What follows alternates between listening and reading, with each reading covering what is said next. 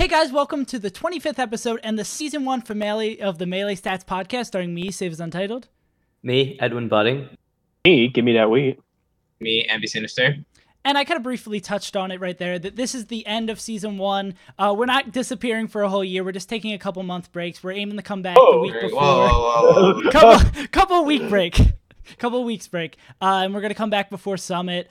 In the meantime, there's a lot of content that's going to be coming out on the MeleeStats.co website. Edwin can probably tell you a little bit more about that if we want to get into that. And if anything big happens, if Armada retires again from doubles, we'll do another episode about it. But other than that, you're not going to see us for a couple of weeks while we kind of work on the show behind the scenes and get other stuff prepared.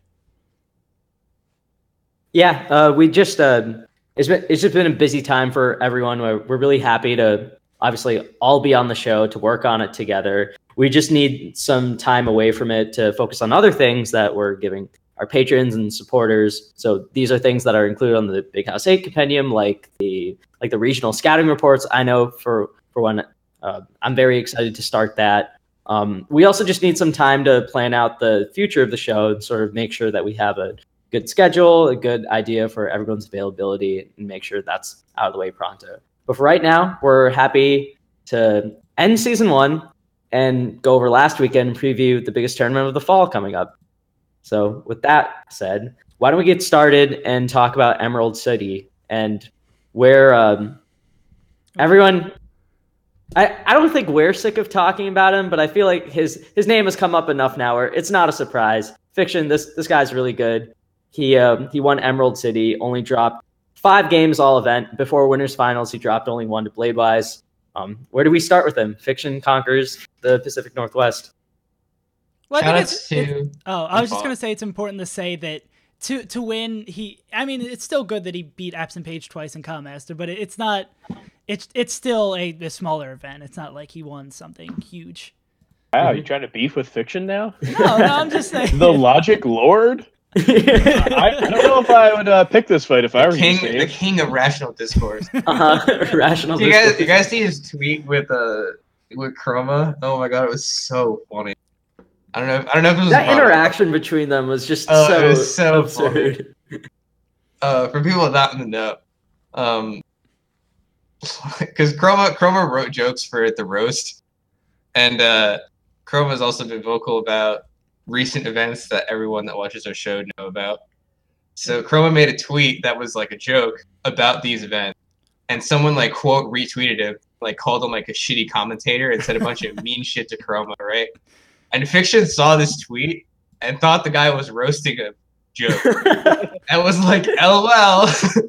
They really got him. So he likes the tweet, and then Chroma sees that Fiction likes the tweet because it shows up in his like timeline, and he inboxes Fiction, and he's like, nice like, homie, you want to say that shit to my face? And Fiction's like, what? Oh my god, it was so funny. And then Fiction screenshots that and tweets out, and it's like, I guess I gotta be more careful about my likes. Lol. Like, what a weirdo. We could talk probably on and about Fiction's Twitter, but what about Fiction the player? Because we have to try to separate the two as hard as it can be sometimes. I don't know. I don't really believe in separating artist and art. You gotta take the good with the bad and the middle ground. You gotta accept him. I don't know, man. I'm no Kanye fan. That's all I'll say. Nah, I'm just playing. Yeah. So Fiction played some pretty interesting sets, I think, during Emerald City this weekend. I don't know if you guys want to start with him or you want to start with some other sets, but there's definitely a lot of Fiction to talk about. Mm-hmm. I don't know. I'll concede the reins a little bit to Edwin here for what order he wants to start with, because I want to jump in and talk Fox, but I want to talk about Fox too, specifically with Fiction. But first thing, can I say, sorry if any of you 3 are listening to this, but Fiction, AbsentPage, Falco are the top 3 of this tournament. And I cannot find like a whacker group, a series of high-level Fox dittos. Like I maybe have to like look back on like Neb's locals with like Kaon or something, or just a couple of like the campier tri-state Foxes. But oh my god, this is normally when you think Fox dittos, you think like, oh, you get an opening, you immediately 0 to death someone, like high-flying, high-paced Fox dittos where even like stray interactions will lead to someone losing a stock. This was not like that. This is like, I know, man. A lot of know, weird man, dashbacks, a lot of non-committal play. You gotta watch more tri-state tournaments. I think those three are the I think. Well, players. I think that's like the one thing I can think of maybe like slightly whacker Fox dittos. I don't know. Like, isn't there some fun in watching Darktooth like just destroy Kaon and still lose the game? Like, get 10 times the percent on Kaon and still like just get Like back thrown shine 4 times. There's fun to that. It's like if Fox had a rest. Oh God. I don't know if I would like that. Video, yeah. But the thing is, like this was just all like extremely. Because the thing is, like, even when you're non-committal, like if you can take like a stray mistake and turn it into like an opening that like kills your opponent, or like at least leads into like a lengthy sequence, it can be obviously this has nothing to do with like the quality. They're like great players and everything, but just like I feel like in high level Fox dittos, we're so used to seeing like not even like Leffen Armada, but just like the tier below them usually take openings pretty far. But this is like there was a lot more willingness to scrap in these I don't even know if I would use the word scrapping. It's just like the punishes weren't as clean, so it seemed like there was a focus on just like playing more conservatively than usual. Ambi, I mean, you're like the Fox guy here, so you can. Yeah, it's like it's pretty interesting. I have like a couple thoughts. I really don't necessarily agree with your assessment that these 3 players are super lame. Oh. I definitely think Fiction is very, very defensive. Just like as like a high level overview of the way that I thought about Fiction during this tournament is that like he's got this thing that a lot of the people that came from Brawl have, where they just look really fucking annoying to hit. Like they just make it really, really hard to go in on. And I think in general, the way that I think about Fiction's play is he's like a lot slower version of Pax. He loves fade back nair. He likes maintaining like a reasonable distance. He likes creating walls and preventing people from coming in. He gets a lot of his openings based on his opponent approaching rather than him approaching. Like maybe like a little bit more laser heavy than Hacks, but like kind of similar in that respect. And it looks really, really hard to fight. I'm kind of interested to fight him eventually at one point. Because Grand like finals of the Big House. I'm a big house. I'm not gonna give you 8. I'll give you 9. Maybe next. But yeah, he looks really hard to hit. I think that's like the big thing that I got about Fiction. Whereas I think the other 2, they're a little bit less like that, and I think a little bit more willing to push advantages in matchups. I think Fat Goku is like this really, really hard, especially like we could talk about a set with Bladewise a little bit at some point. But I don't necessarily see Fat Goku as like a super lame player. I just think Fat Goku is like really plugged into like advantages in certain matchups and is really willing to press them. And I think that like anyone playing against Fiction will make you think that both players are being defensive. It's like at a certain point, like the person playing, if they're a good player, will be like, wow, when I approach, I get hit, so I should do that less. And then like it slows way down. Are you saying Armada is the one camping? Yeah. Are you saying it's no. Fiction's fault? Are you saying I'd say it's Fiction's necessarily fault? Fiction's fault. I just think that's like a two-way street. Mm. I think that I don't really think that others are necessarily players with that type of playstyle. I think AbsentPage is a little more. I think AbsentPage is also like similarly will not like I don't know if I would characterize AbsentPage as defensive, but I kind of group him into that like kind of foxes that won't like overpress advantages. Or Yeah, no, it's like a spectrum, right? Like I think another interesting way to think about it is like the way you think about the Falcon players.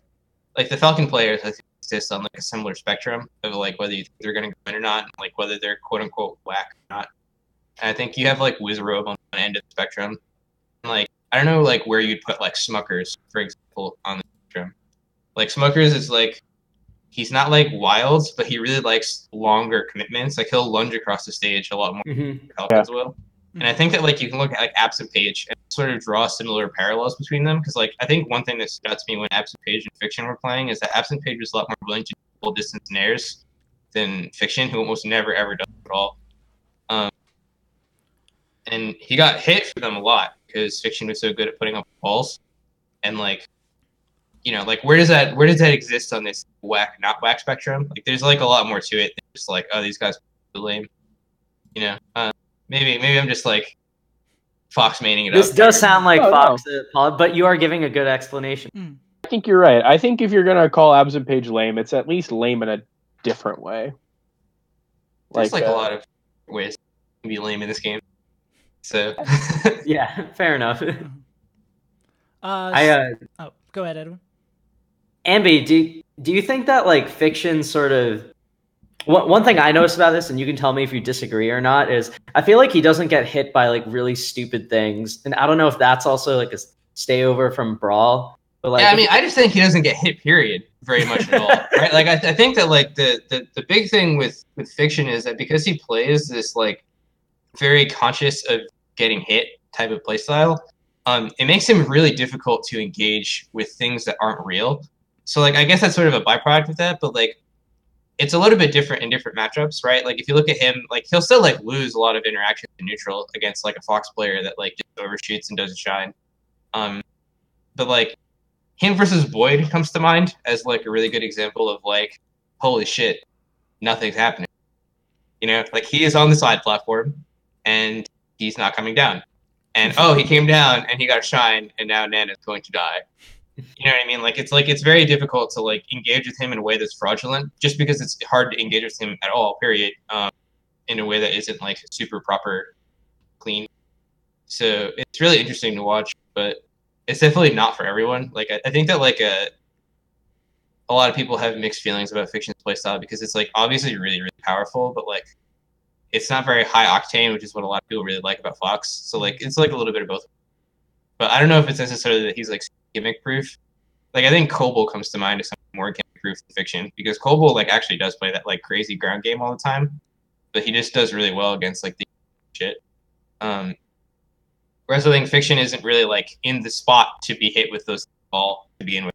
So I think it's a little bit different. Viewers, I just wanted to apologize because Ambi clearly like had his like explanations written out, and like he knew what he was saying, and the only thing I had to say on this, and it was literally in my notepad, was just these foxes are so lame. And I just had my whole like Marth world torn apart. It's very fitting. Yeah. So no, that's good explanation. Yeah, I really. I understand it a little bit more than just lame. I was going to ask you, Edwin, to expand, but Ambi's done more than that. And kind of speaking, we talked a lot about Fiction, and we used to talk a lot about AbsentPage, but I think it's been telling that we really haven't talked about him in a while. He beat Fat Goku twice, beat Cactar, was double eliminated by Fiction. Any thoughts on his performance at this tournament, guys, or kind of his trend moving forward? Because it seems like he was really hot at the beginning of the year, and he's starting to cool down a bit. Yeah, I mean that's going to happen with any sort of player like that who we assume is going to be like the next big thing, is that it's so hard in this game to be a top 10 player or to be a top 15 player that we see these people and all of a sudden they go from, you know, top 75 in the world to top 50 and then to top 30 or whatever, and we just assume it's going to happen like continuously. And especially like, right now, the only player that's broken through that's Crush, and I guess like Plup / Leffen. Yeah, like, I mean, like if you, I mean Zain. Yeah, him too. Oh, yeah. And it's definitely like a thing where we maybe might expect this to happen more because we're literally seeing someone doing it. But this is just what I expect from AbsentPage. Like this is very similar to what happened to Cyrox last year. He's coming up and he now maybe he has to deal with expectations. Maybe that's part of it.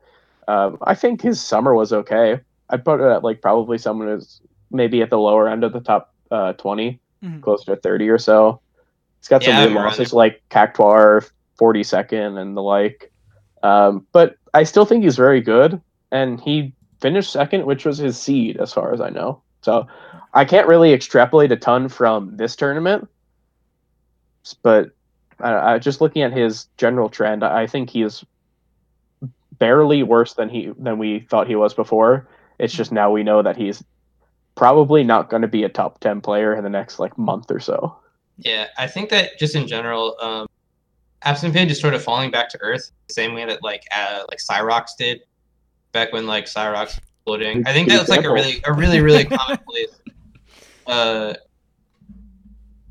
really commonplace for people to get caught where AbsentPage currently is. I think it's sort of similar. Like, it's funny that they ended up sort of around the same area in my head.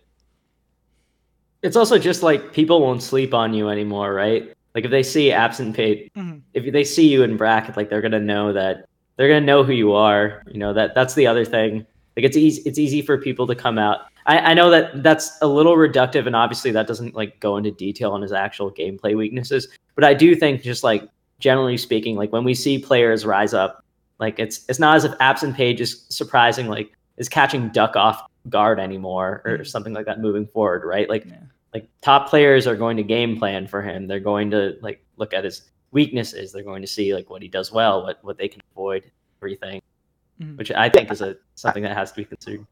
I mean, I wouldn't write off his performances this year as just like, oh, they just didn't know him, because the value of his wins. Yeah, I know that's what you mean. I just don't want to get any angry Minnesotans on our Yeah, we don't have anyone like that. No, but AbsentPage is good. I'm sure like he'll have a strong performance down the line. That'll be like, oh, like AbsentPage is a good player. He has a lot of really strong matchups. This is going to sound really weird because like AbsentPage has talked about like his favorite players being like Mute Hacks, like Dark. Ice or like Dark, and like all these like fast like uber technical players that are supposed to have like really big combo games. But like I actually think that's like one of the things holding him back. Like I watch him a lot. It always seems like he ends his like conversions fairly early compared to like the other foxes that people typically associate like around a skill level. Yeah, Ambi, could you speak to that at all? Anything about his combo game that you noticed different? Because when I think about AbsentPage, like I there's not really, might just be my less analytical or noticing that I can't really pick out something off the top of my head that like this is the way AbsentPage plays. I can't really pin anything to him. Like you can't pinpoint it. Like it's like what Ambi said before. It's a spectrum. That's just something that I noticed that like contrasted what I think most people would think of him for.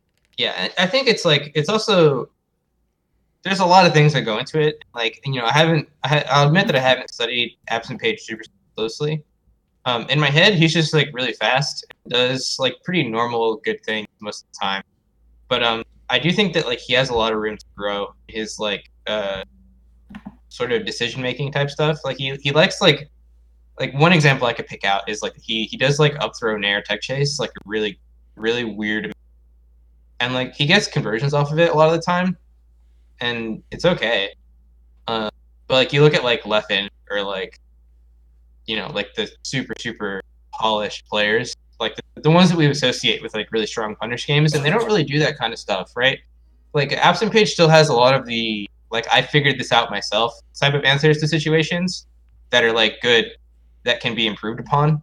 And I think that in general, I find this to be really, really hard to work on because it's very rare that like you watch a video and you're like, oh, that could be better because it worked good.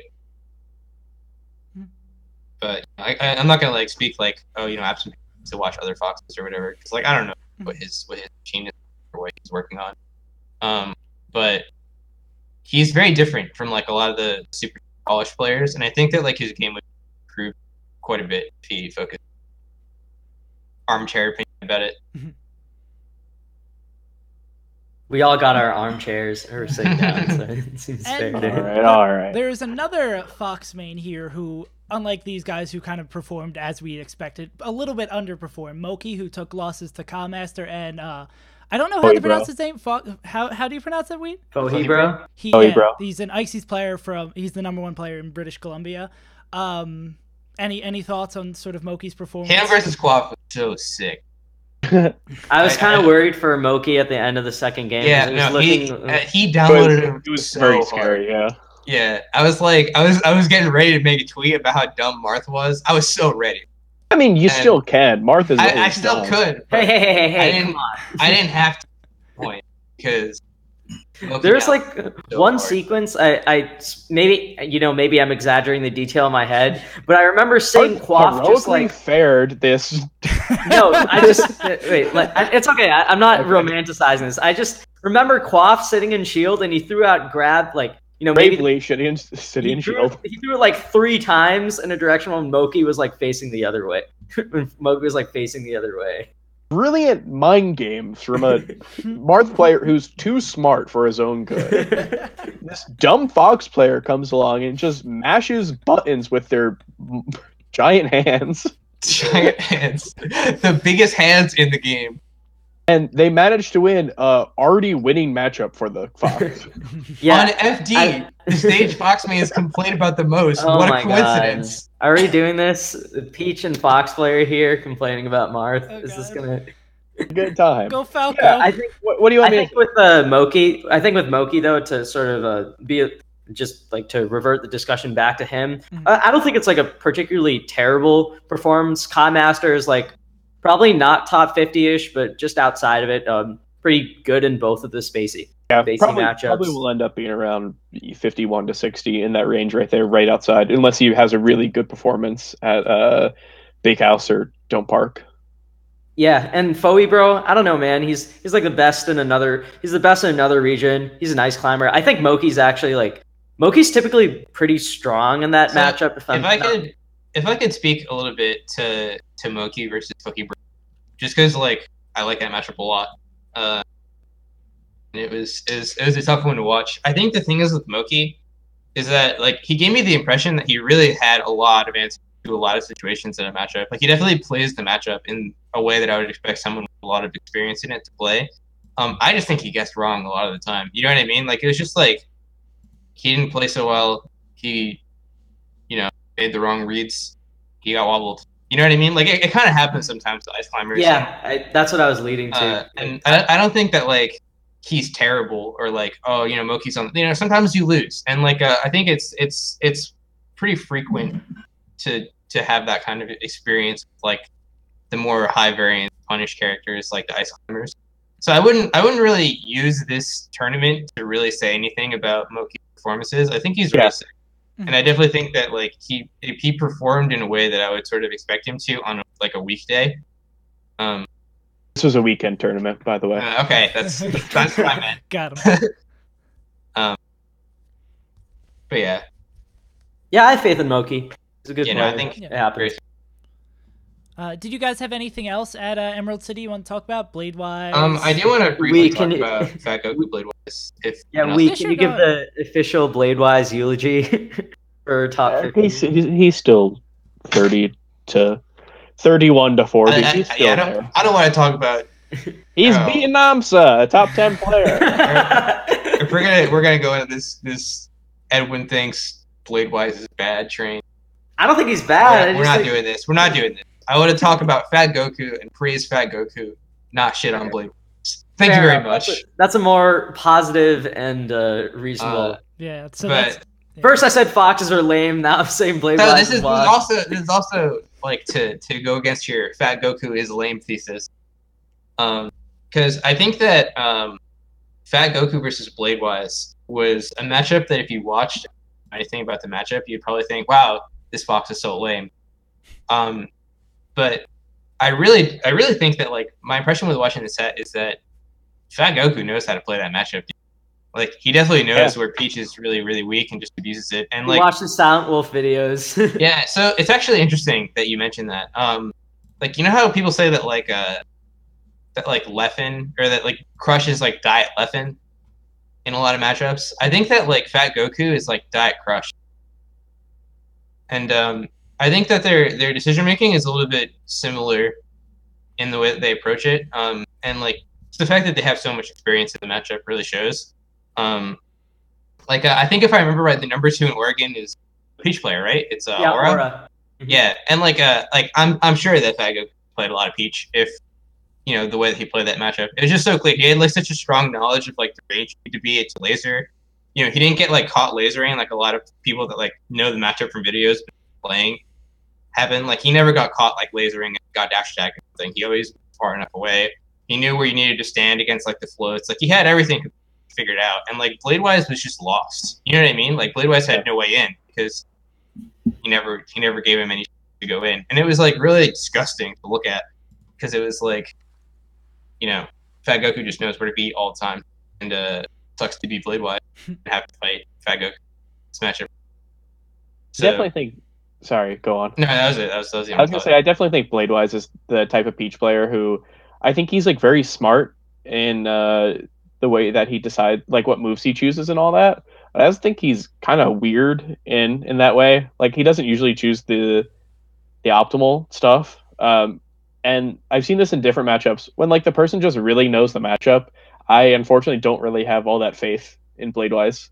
Out of like the top 100 Peaches, I think that if the person knows the matchup against him, I don't know. I have probably the least faith in him of all the Peaches to like make the comeback. Yeah, it's interesting because I think a lot of the interactions that Fat Goku and Bladewise had, Bladewise actually won, and I think that a lot of Bladewise's flowchart involves interacting with the opponent and winning the scrapping game.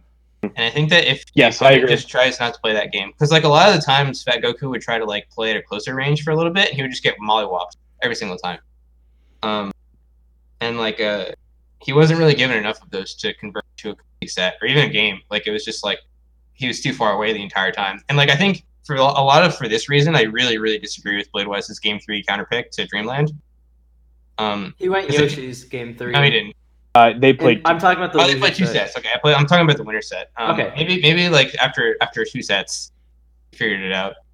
But Game 3 and set 1, he went Dreamland, which I was like really head scratchy about because it was, dude, like you just got laser camped when you played your Game 1. Like why are you going back?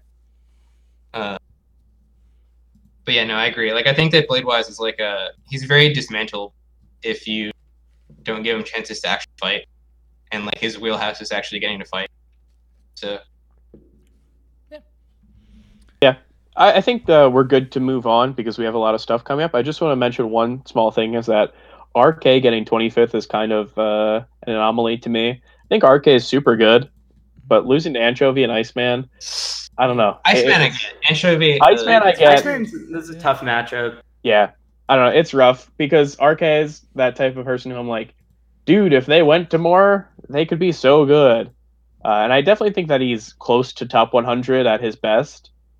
And we've just seen a weird year from him where he takes a lot of good people. Like, I think he took KJH to Game 5, but I think maybe Slox as well.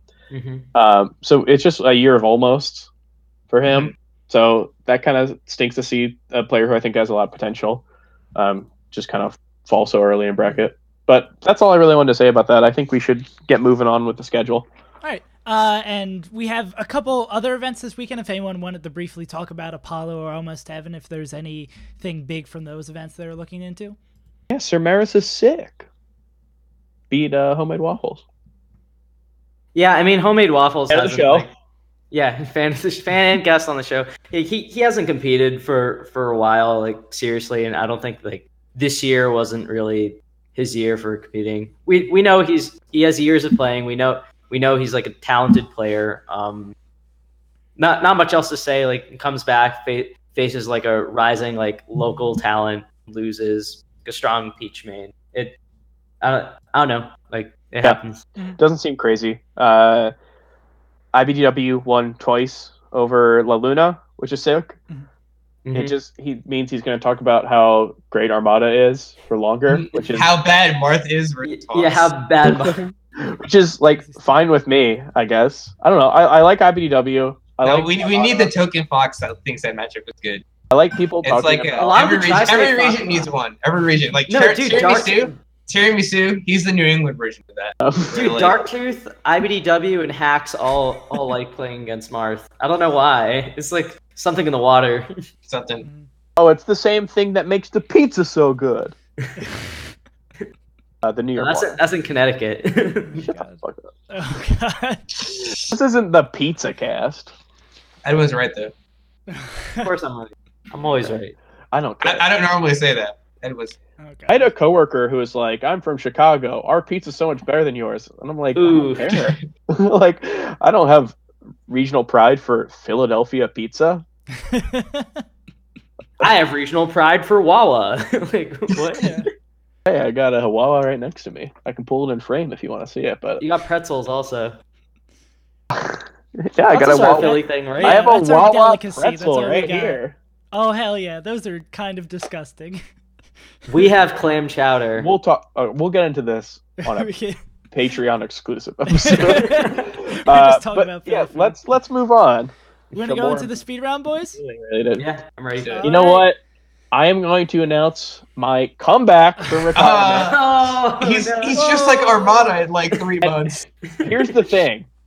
So I was having fun. I was the funny guy, and you know what?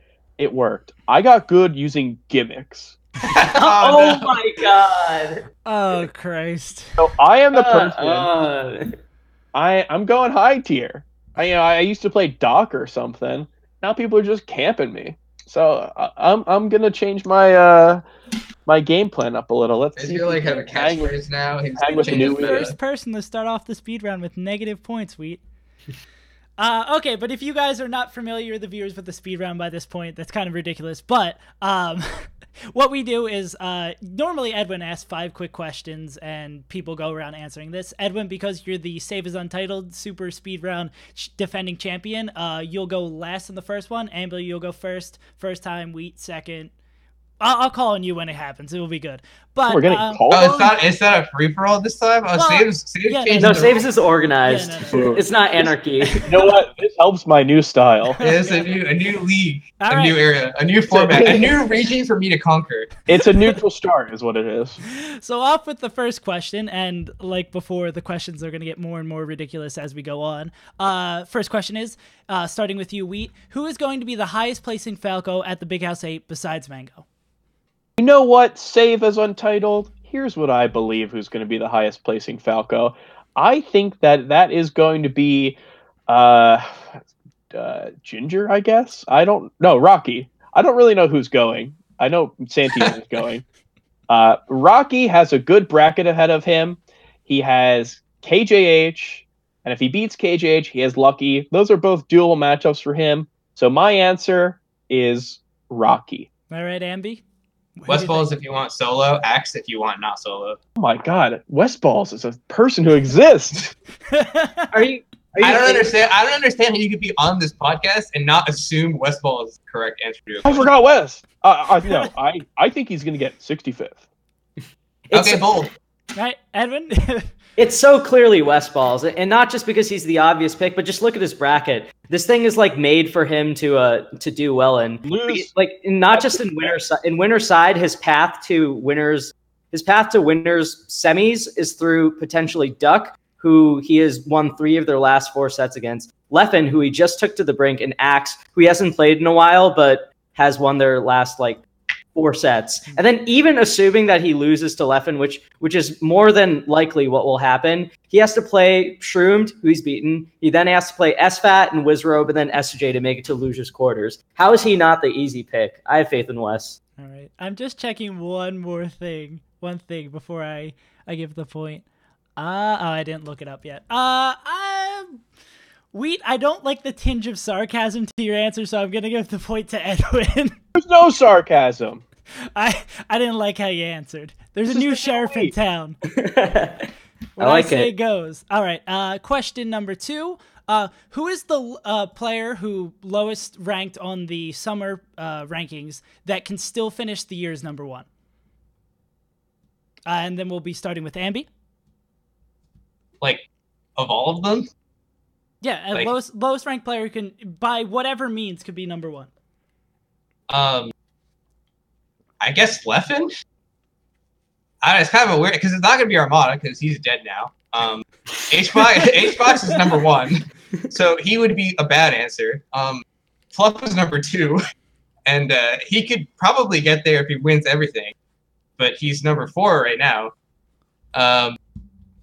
I guess Leffen, I don't know, because I don't think Mutagator or Mango is going to get it, so it's kind of a slam dunk for Leffen being the worst player to make number 1, according to the summer rank. All right. Edwin, what you got? I would say Plup because you asked who could. So in my mind, I'm thinking of people who feasibly could do it. I don't think Mutaking, Mango, or Zain have any realistic chance of suddenly having the spurt at the end of the year. So that leaves Hungrybox, Plup, and Leffen, right? And between those two, because Hungrybox and Leffen are pretty much the 2 contenders remaining for number 1, it's got to be Plup if you're talking about who is the lowest that could, right? If Plup wins, was number 2. If Plup wins Genesis, if Plup wins Summit, and if he wins Big House, then I think it's pretty solidly Going from number 2 to number Edwin, 1. Yeah, you but were saying I'm that using two the melee possible stats. people could power. win. I'm using the melee stats power. That's not what he asked. He asked the MPGR. I am That's I would rather promote. I'd rather promote melee stats than use a fraud ranking. Wheat, what That's do you all I'm got? gonna say. Well, SaveAsUntitled, my answer is going to be this. I think Zain could be number 1 if he wins Big House, Summit, and Don't Park on the Grass, I guess. Good. It's not. It's he not gets- realistic. That wasn't the question. Realistic. He said, Yeah. who's the lowest who could be? You picked number 2 on the ranking. I picked someone who was not number 2 on the melee stats PR. That's not what he asked. Lower Edwin. than 2. And because 9 is lower than 2, my answer is going to be Zain. Can't argue with that logic. Wheat gets the point for explaining math. All right. Number 3, who would be starting? I guess Edwin, you'd be starting this time. Where will fiction be ranked by the end of the year? Even if you give just like a general range. Where do you think Okay, fiction's general gonna range be? is fine. I'm gonna say he'll be early 20s or so. I think his records on SoCal are like positive, and I think the way he's winning is pretty sustainable. The only thing that gives me a little bit of pause is how he does at the Big House. I don't know if he's going to get into a summit spot or not, but I trust the voting panel to make an informed decision based on how he does against top level competition. So I think like 23 to 26 sounds about right. Very solid and diplomatic answer. Wheat, what you got? Well, Save, my answer's got to be 28. Any particular reason? A good answer. Just like the number? All right. I like this. I like this. Ambi? So I have a 2-part answer. So I think that it entirely depends on where Army finishes the year. Because All right. fiction is like 99 and 0 against Army, as we all know. It's not 0. All right, 99 and X, where X is greater than 0. But you know, like maybe Army's top 15, and those 99 wins are 99 top 15 wins, and that's very incredible. You know, and he'll be like, oh, like fiction is shoo-in for top 20. But if Army has a ChuDat moment and just topples back to earth, starts to bomb every single tournament, then all of those wins become meaningless, and it's not useful for fiction to have those anymore. And then he finishes 28. If Army runs into Tech Boy, Final or answer. Slot, There's no question, Ambi. You get the point for this round. What? He just stole my answer. 28. I think his delivery was pretty solid. Yeah, you got to be an all-around man. All right. Mm-hmm. This one's a little bit wordy and probably is not going to get good responses, but okay. So we're wrapping up the Melee Stats first season of the podcast. If you had to give some sort of grandiose statement or like one sentence or a subtitle to this set of 25 episodes, what would it be? And I believe we'd be starting with Wheat this time. Get fucked, kid. A comedy of errors. I don't know. What do you want me to say? I don't know. Think that we It's all your did a speed good round. job. I think that we have a lot to learn. I don't know. I think that we're doing well. You know what? Okay. Here's my subtitle. Melee Stats Podcast. Support us at patreon.com/Melee Stats. That is my subtitle. All right, Ambi, what you got? All right, Melee Stats Podcast. Save doesn't answer questions. Melee, can I go next? Yeah, go ahead. Melee Stats Podcast. What Save Melee wishes it could be? I don't know, dude. This is a tough choice.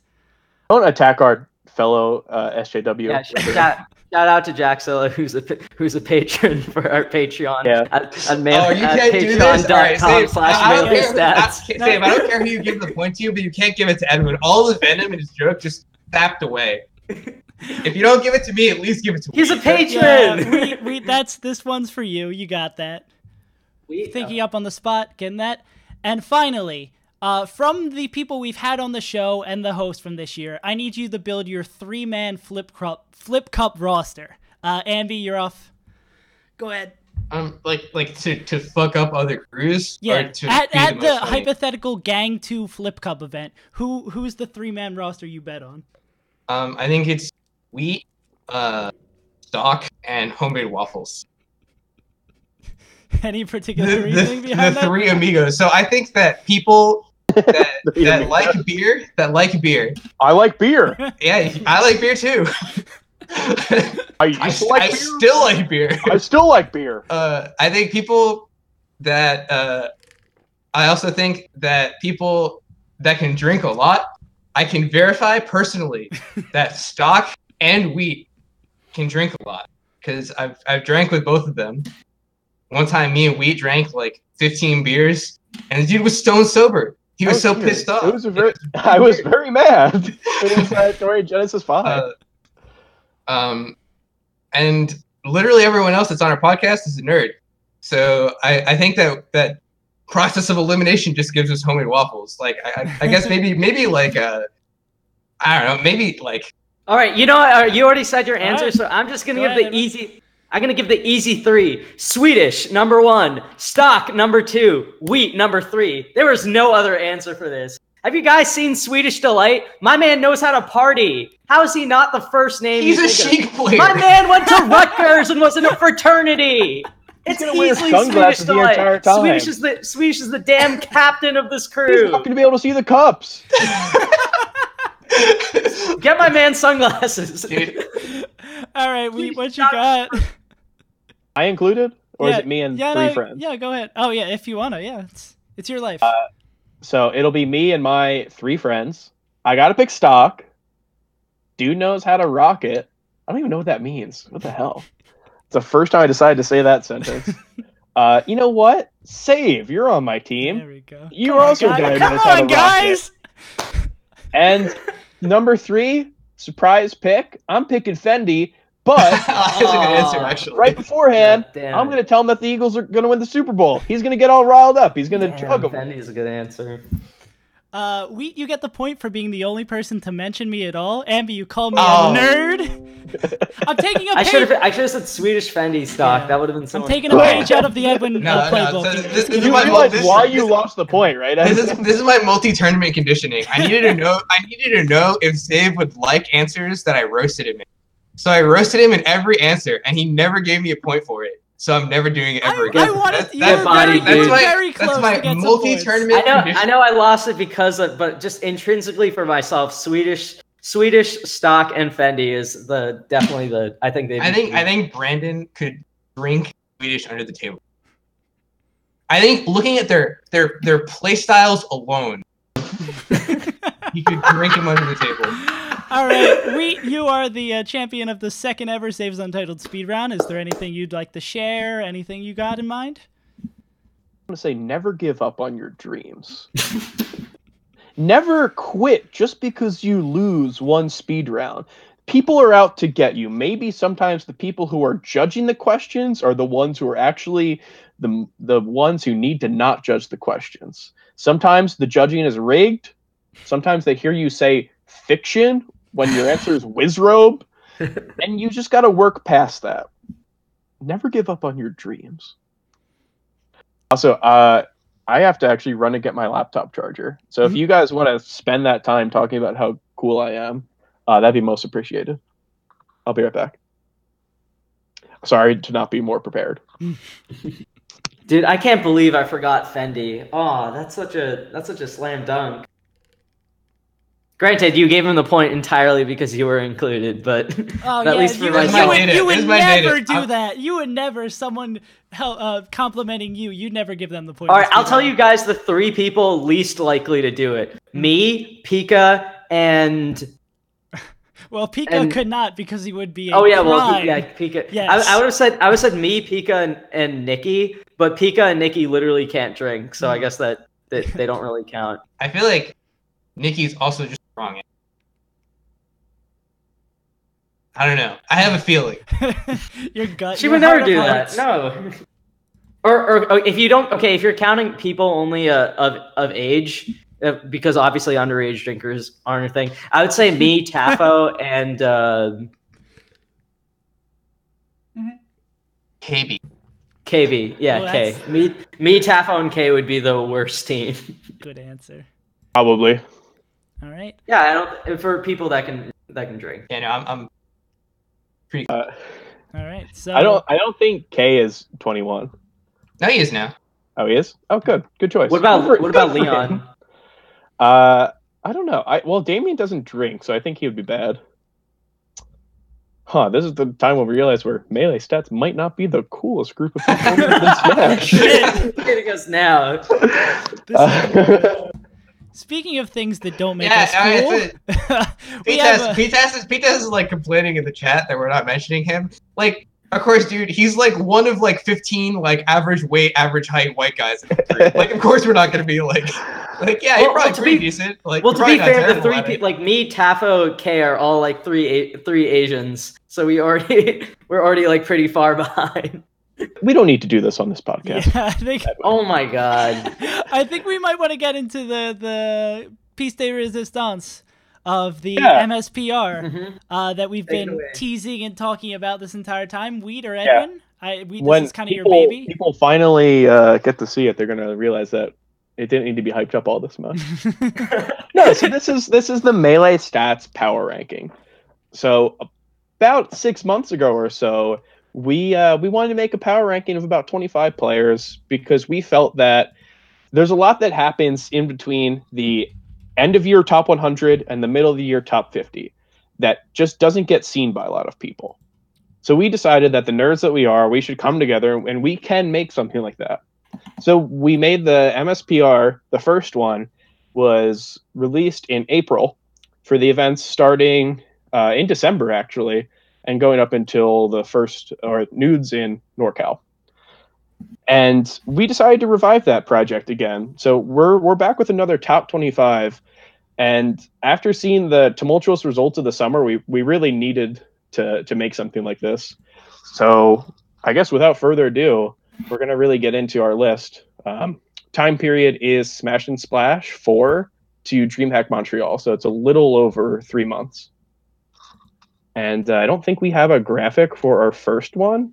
But what I'm going to talk about briefly first is we picked 5 players who not necessarily are 26 through 30 and shouldn't really be seen as honorable mentions for the list, but are just people who we think in the past 3 months have gone from players who maybe we didn't expect to do super well at majors, or maybe people who we just didn't expect to see them in top 8s, and just players who we think in the past 3 months have really shown that they've really been improving.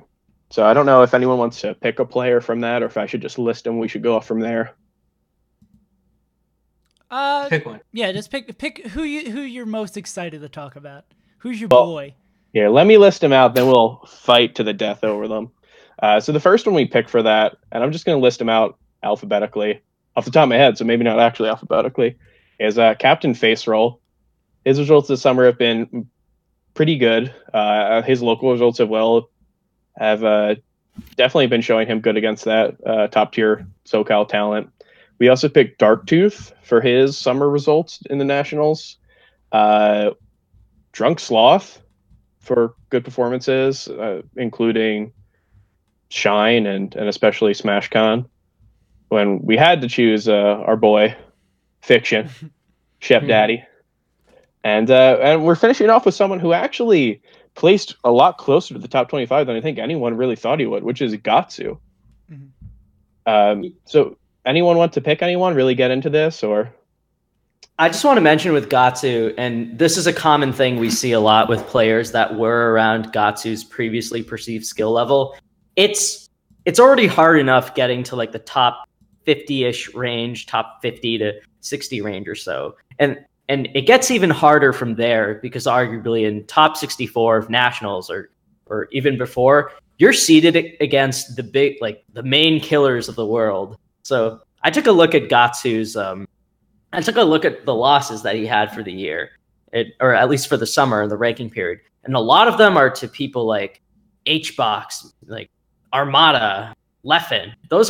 So if you're in that perceived skill range, it is very difficult to break out because most likely when you reach where you're expected, you're going to do as what you're expected, which is lose against the very top echelon of players. But then you take a look at who this guy has beaten in the summer, and it's really impressive.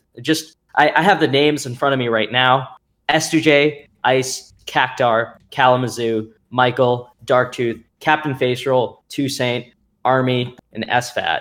Now, some of those you might expect him to win those, but you have to keep in mind that over a period of 3 months, to beat all of those players, like cumulatively, is just really impressive. So like an individual set, you might take it for granted, but like that kind of consistency is really top 30 caliber, and he was really close to making our top 25. So I want to give a special shout out to him for breaking out of a tier that's really hard to break out of. I think closer than anyone really thought he was going to be just when we started this project. I didn't think anyone thought he actually really had a shot at top 25, which, without getting too much into the nitty gritty, so he really was close to everyone else. I had him tied for 6 on the ballot. Like, yeah, he was up there. I said we're not getting into the nitty gritty, but yeah, I'm just saying he was very close. I'm joking. Do we have the slide for the first ones? Should we move on, or do we want to talk? If you're ready to go to 25, if there's any. I think we talked enough about fiction, so. I think we talked enough about fiction. Darktooth, I just want to say, fan of the show. And then we can move on. Yeah. Right. Someone want to take the reins for this little grouping? Yeah, I'll take it for 25 to 21. Just let me know when you guys are ready. All right. I think the graphics should be good whenever you're ready, Edwin. Okay. Yep, we're good. Just a second. So for the graphic, I don't see it on the. Oh, it's the stream's a little bit behind, but. Oh, there we go. Go ahead. Yeah. Okay, there we go. So this is our 21 to 25. So we got a mix of old names and a new face in there. Rishi, obviously, he made the list, and it's not just because of his Mewtwo King win as I initially thought might have carried him, but he actually has, like, having sets over La Luna, Bladewise, Westpulse, and AbsentPage, still kind of ensured that he was going to make this list. And obviously finishing #1 in New York City power rankings, basically tri-state, obviously really helps him. So he's there. Cobalt, he didn't enter that much during this period, but when he went to Evo, his 13th placing came by virtue of beating Axe and Amsa, which is really impressive. Mm-hmm. And right before the official ranking period, he beat Wizrobe at MomoCon. So we thought his inclusion in our top 25 is pretty well warranted. Do you guys just want me to continue, or? I have a quick comment on Cobalt. Is that I think people have this like nebulous skill idea of players that is like sort of hard to account for when you're doing rankings. And I think that like Cobalt's like quote unquote skill quotient is very, very high. I think that Cobalt is super, super nasty. But the problem is that Cobalt has all these wins on the person ranked 24 on our ranking, which is Cobalt. And I think that it's such a problem with him is that he'll like destroy these players like far above the best wins of other players in the tier. And then like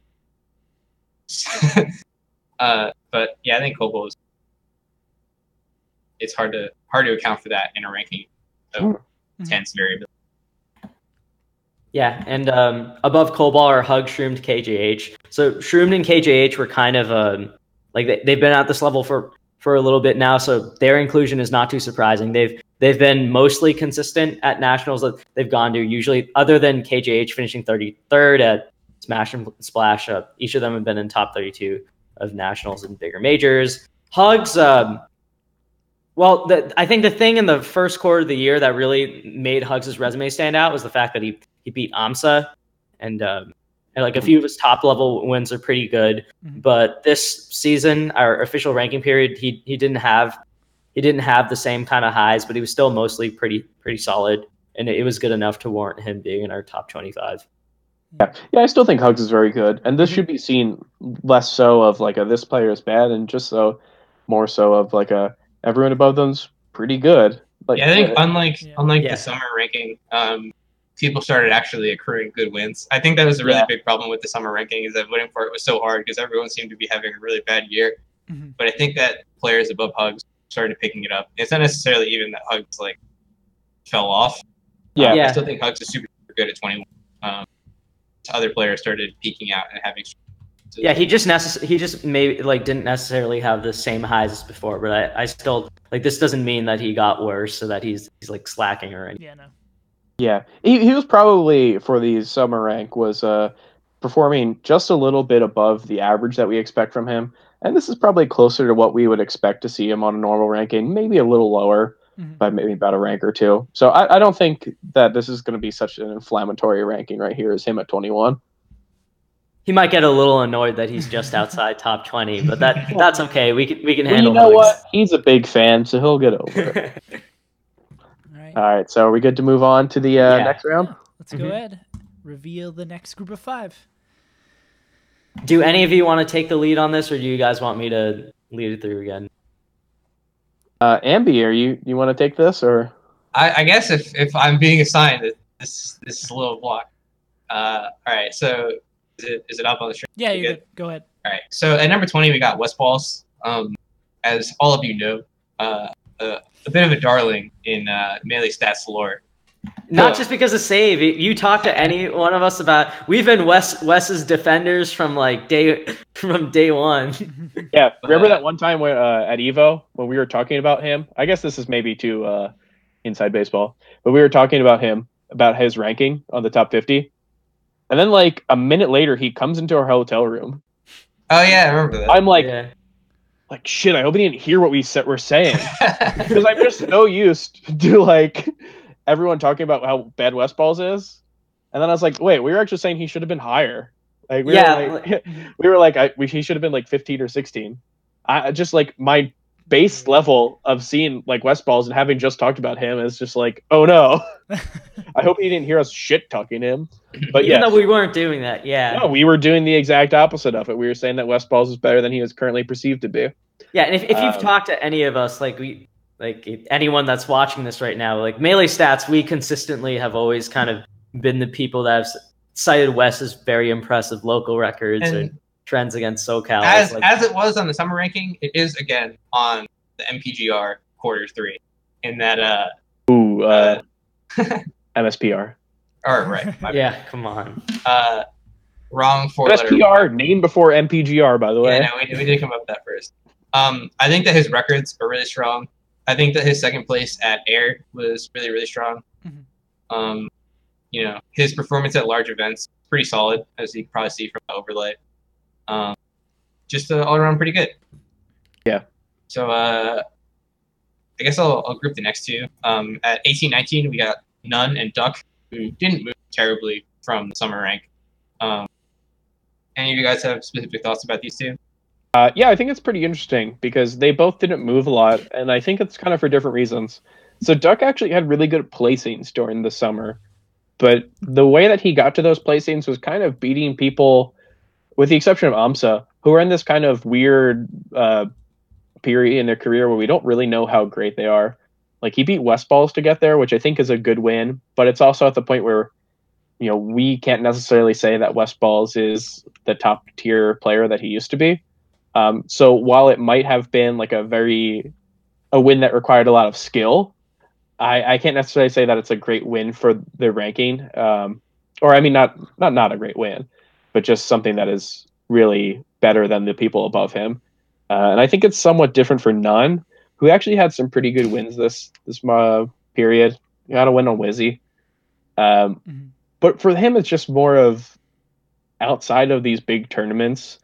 We've just been seeing him lose to people like Boyd and Michael, and even a one-off loss to Kimchi, which I don't really think is much. Yeah, because he ended up winning the event anyway. Yeah, most of us aren't really kind of. I don't really mind that, but just there's this weird low aspect that he has that doesn't necessarily balance out the highs enough for me to move him above people who I think are just more consistent in these past couple months. Yeah. And I'm looking forward to the tweet that comes from this. Yeah. I don't even know who these guys are. Who cares about rankings? Yeah, that's the other thing. He's been especially annoying about this sort of thing, but that doesn't mean that we don't grade him fairly and give. I think he responded to us putting him at 15th on the first MSPR and said it's fucked how you can get 15th in the world by just not going to stuff. So we can't win. Yeah. I'll just concede to always hearing shit about this anytime I'm a part of a ranking battle. But I think we can move on a little bit Yeah. so we don't get too caught up. Mhm. At 16-17, we got Laud and Lucky, who both I think are pretty ridiculous placings for these two. Laud I think is super high. It's very exciting for Laud. He had a very good period. Yes. Definitely really strong contender for best peach. Unfortunately, it's also I guess in season for peaches to be on the way out in the metagame, and by that I mean stop playing the game. Yeah, make sure to clarify that so people don't. Yeah. She's so slow on the ground. She can't keep up. A worse Yoshi. No, but a lot of actually, as time goes by and as a few other people will get into, or specifically a certain other person we'll talk about later, but like as time goes by in this year, just based on how everyone is trending, Laud's even bigger bulk victory is going to stand out and look more impressive if things are going the way that they're proceeding in Melee. And I think it's easy to look at that and discount it as like this is just a great tournament from Laud at his high point. But I took a look at now I only looked through tournaments that were on his wiki page and was counting major events and bigger events. But I checked out Laud's performances against players ranked between 11 and 25 of the summer MPGR, and he was 6-4 against them, which doesn't sound too impressive on its own. But you have to keep in mind that even for players within that tier, like against each other, it's much more common to be like decently negative or slightly negative than it is to be even or slightly positive. So for Laud to like consistently prove that he is within that punching class and can keep up with them is a really encouraging sign. And it's kind of crazy because if he went to more in August, and obviously like real life things, get med school or whatever gets in the way, but like if he went to more, there's no doubt in my mind that like people would see this 16 rank and not question it. I think people are going to look at this. Yeah, people are going to look at this now and say, oh, like you're overreacting to either bigger bulk, or oh, you're overcompensating because he got robbed on MPGR or whatever. Like, no, like even the consistent data, at least from what we have. Unfortunately, I think we'll probably never. But moving on, just a really, really quick discussion about Lucky. Is that Lucky we really disagreed with. I think he was the biggest variation point, I think, in as far as I know, at least. I know that I had him. I think the players who actually made the rank, there's probably some people who were kind of wildly different just because of how we rank them after the top 25 or so. I agree. But for this, I would say, probably the most differing opinions is on I think that Lucky. there's a lot of good points and a lot of bad points to Lucky, and I think that 17 I think is a pretty good spot for him to land ultimately. He's got some good wins, also good wins against players that you might or might not value his wins against. Army comes especially as someone that like he had a pretty negative loss, hit a pretty negative record too, but like has been turning the corner against recently. And Army is suspiciously not on here. Will he be on the next panel or will he not be in it at all? Or will he be on the panel after that? Do you want to jump over to 11 to 15? Yeah, I think it's for that. And we're right on it. Just a second. Yeah, needs an update for you guys. Look at that. All right, I'll just briefly talk about Pew Pew for a second.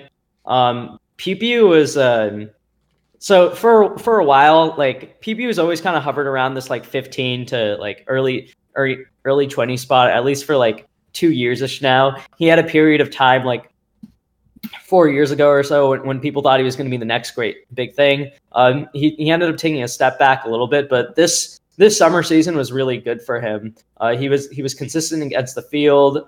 He took sets over Army and SFAT, and I know the SFAT thing may not sound impressive on its own, but it is a remarkable change of pace from what their record previously was. Because for the player matchup, it's very impressive. Yeah, SFAT had a very long winning streak on PPU going, and for PPU to break that and show a lot of improvement this summer, I thought was especially promising. Similar to how Laud was against 11 to 25, I took a look at PPU and he was 6-6, and I took a look at his records against the field, and they were all like 25 and lower, and they were all pretty strong. So I wanted to reward him for going to a lot and maintaining a high baseline. That's kind of exactly the same reason why I actually had him on mine over SFAT, but we don't have to get into that. But I just. I think I had him over SFAT also. Okay, yeah. Okay, that's more acceptable. I think I get it more. Yeah. After are you suggesting bias on my part? All right, we should move I on agree. though. 'Cause Yeah, we should move on. Yeah. go So, ahead. Army, talk super about Army strong. a bit. I think, He's a weird one. Mhm. I just think that Jesus. I would, Ambi, please continue. I think that Army is definitely very interesting as a player because I think that his records are really all over the place. He's got really strong wins against like this tier against specific players in the top 30. I think he's got the Mango win. He's got a Zain. Definitely a really impressive player with a lot of very, very impressive losses. Tech boy. It's a tech boy. He's like Owen Infinity versus Fiction. He has like a couple, but not. Did he It's lose to effective. Knicks in this time period? Yeah, I think he did lose to Yeah, Knicks in this he time did. period. It was a local, so I don't know how many of you counted it or how strongly you counted it. But like, I don't think anyone losing to really a cared. PM player, Game and Watch player is like is not a good look for rank 14 in the world. So it's like he's a very puzzling player. The official ranking. Yeah. Aiden's gonna look at his rank and get angry at us. Oh, certainly, definitely think so. All right. If anyone has, No, I think you're good with Army. You basically, hit the nail on the head. He's got very good performances, and he's got super whack records. And Yeah, he's a nice player. Got to win on Mango. It's pretty damn good. Swedish, he's got to win on Armada. Also pretty good. But he has less so like those great performances the Army has, but I think is more consistent with the people who he loses to. Lost to Ice and Mike Hayes at SmashCon, which is kind of a tough draw for him. Two Foxes, especially Mike Hayes, that I just think kind of know how to play the matchup against him. Mm-hmm. And it's just this kind of weird thing where I expected him to be maybe 11th, possibly even 10th. I thought he could go. I think a lot of people thought him there as well. Yeah, I initially thought of him as that, but I looked at his like the Armada win is of course amazing, but then just when you look at his spread, exactly, yeah. So for that reason, I think Swedish at 13, I think is very, very well fitting. SFAT and Axe, I think, is suitable to talk about because I think that they come from slightly different perspectives. Yeah. I think that SFAT has gone to a lot this period, and I think that Axe has not gone to very much this period. So I think these two specifically are at like this really point where it's like, how much did you want to punish Axe for not doing? Did you want to punish SFAT for doing sort of okay but actually going to them? Mm-hmm. And I think that we ended up favoring Axe because the few performances that he did have, I guess with the exception of the average for him, he did pretty well. He had that set on Leffen a while back. Was that during this period? No. I don't think it was. But was that was like the baseline it started from, and I think the decision to move him down to 11 was like a fairly big jump for him. But like putting him lower than that felt a little bit punishment for the performances that he did have in this period. Yeah. Mm-hmm. There's a weird thing with deciding to arbitrarily pick 3 months and punish people for not going to many events in a 3-month period. So, Pew Pew actually had the highest variance among the top 25. Lucky was second.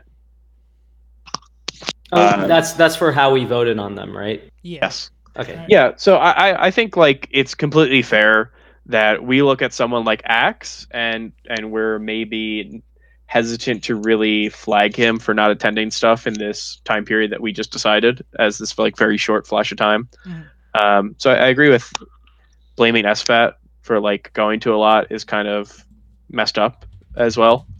And I think these two positions, like I can't really argue against. I think Axe at 11 and SFAT at 12 is just something that for this 3-month time period is just something that's completely understandable. Can you reiterate for some people who might have just joined us what like the first tournament, last tournament, what kind of the ranking period is? Just real quick. Yeah, so this is a top 25 ranking period between, I believe it's the 1st of June, basically when Smash and Splash 4, the weekend of Smash and Splash 4, until the second weekend of September, which was the weekend of DreamHack Montreal. Okay. Yeah, just making sure. And with that, is there anything more you guys want to say on these two? Oh, Edwin, what you got? Just a note on SFAT in general. Heading into our rankings, I was ready to move SFAT all the way down, and I don't really know why. Maybe it's because Swedish Delight beat Armada. A lot of the players around this kind of tier had like big moments or whatever. Like maybe it was because I just for whatever reason SFAT's season didn't stand out too much. And then I took a look at just his general records against the field, people within his tier, his consistent attendance, and I'm honestly like really impressed that he has been at like this kind of level for so long, despite a lot of people with sort of that may have shown higher peaks like Swedish Light in this period, like maybe taking the forefront. And I think it's a good thing that he's still number 12 or around this range, because like it obviously gets like people will look at his summer and think, oh, he lost to 42nd in Jerry. But, like you actually look at the sets and like the consistency that he's shown with attendance. It's really impressive what he's doing. So just props to SFAT. All right, and I think that'll push us into 7 to 10. And also, notably, Crush is not here because he didn't go to anything in the timing period, so you may be wondering. Yeah, we had to make the really hard decision to disqualify someone who literally did not attend a tournament in the time period listed. Hope he comes back though. Yeah. All right. Yeah, I think we all hope that. And now these 7 to 10 are up on the board if anyone wants to take explaining this. That's sick. Yeah, SJ's really good. He was so much more consistent than I would have expected before looking at the numbers. Like I was really, really surprised how good he did. And I think his placings on the chart, 5th, 7th, 5th, and 9th, just really show how well he played this summer. Yeah. I want to mention... Sorry, go on, me. I was just going to say, he didn't have any wins on the gods this time period, but just like so consistent against that ranking. He beat Zain like a week or 2 weeks after our ranking period ended, and just kind of whooped him. But he had wins on Wizrobe. He had wins on. Now I'm blanking on literally every other person who he beat. But I mean, the stuff speaks for itself. Those top 8 placings at almost every event in the summer is super impressive. And I think putting him at 10 right now, or seeding him as a top 10 player, is something that people should not be seen as crazy. Yeah. I think I don't think that's very objectionable at all. Yeah. Just for reference, his like worst 2 losses at notable events were Bananas and Gahtzu. And if that is your low point, and you're consistent against everyone else, you're beating the Wizrobes of the world, you're beating the SFATs of the world, even beating the Westballs and Zane's like obviously out of the ranking period. That's pretty How damn. did I get 9th place at SmashCon? That's my fault. I was the one who made this little the data that went into this, which Fairfax made, which he did a great job on. So I apologize to anyone who's watching this right now and raging at the incorrect data. I believe he got 5th at that tournament. I got you. I'll put some text over it. It'll look great. But yeah, AMSA didn't really go to much. But just for anything like this, we kind of thought about what they did before and just kind of let that bleed into the period if they didn't really do much. And him doing so well at SmashCon, it just shows that he's still, he's still got it. The guy's still got it. And I think going into the future with Summit, or maybe any other tournament, if he does attend any other tournament this year, I think we can expect him to perform around this level. Agreed. So I think I'd like to move on a little bit just to talk about Zain and Wizard as a unit, and I think that notably these two are here and not in the next slide. And I think that it's important to note that this is not a ranking, or that this is not a seeding list, it's a ranking. And I think that you might be confused at the fact that like both of these players are like obviously super on the upswing. They both won events over Hungrybox. They both got like really strong records against the top 6. But I do think that there was some degree of closing the gap that the panelists felt was necessary for these two players to enter the top 6. And I think that like if you look at the scores, they are very, very close together. And I think the gap has been closed substantially. And I think that seeding the event, it would be not so crazy to seed at least Zain, in my opinion, above the player likely number 6 on this list. Yeah. But I think that there's still a little bit left for him to climb to be considered 6th, and likewise for Wizrobe. And And it definitely seems possible for him to reach there before the end of the year, but I think that it hasn't quite happened yet in the mind of our panelists here. So that's our piece about it. Yeah. I think it's fair for anyone watching this or listening to this or just reading the list when it's inevitably posted to meleestats.co to disagree with this, because I think in a lot of people's viewpoints on rankings, it's very fair to have Zain above Mango. And I just think it's something where so happened to be that this group of people all shared the same or similar thoughts on that, which led to this with Zain being 7th. And it could be something where in 2 months I look at this and I feel like an idiot for having Zain at 7th and not higher.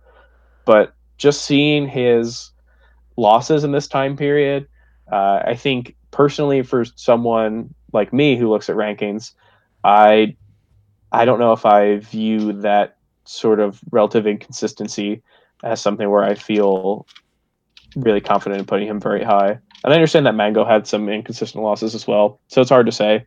But in the end, I think I put these players like 0.1 or 0.05 points away.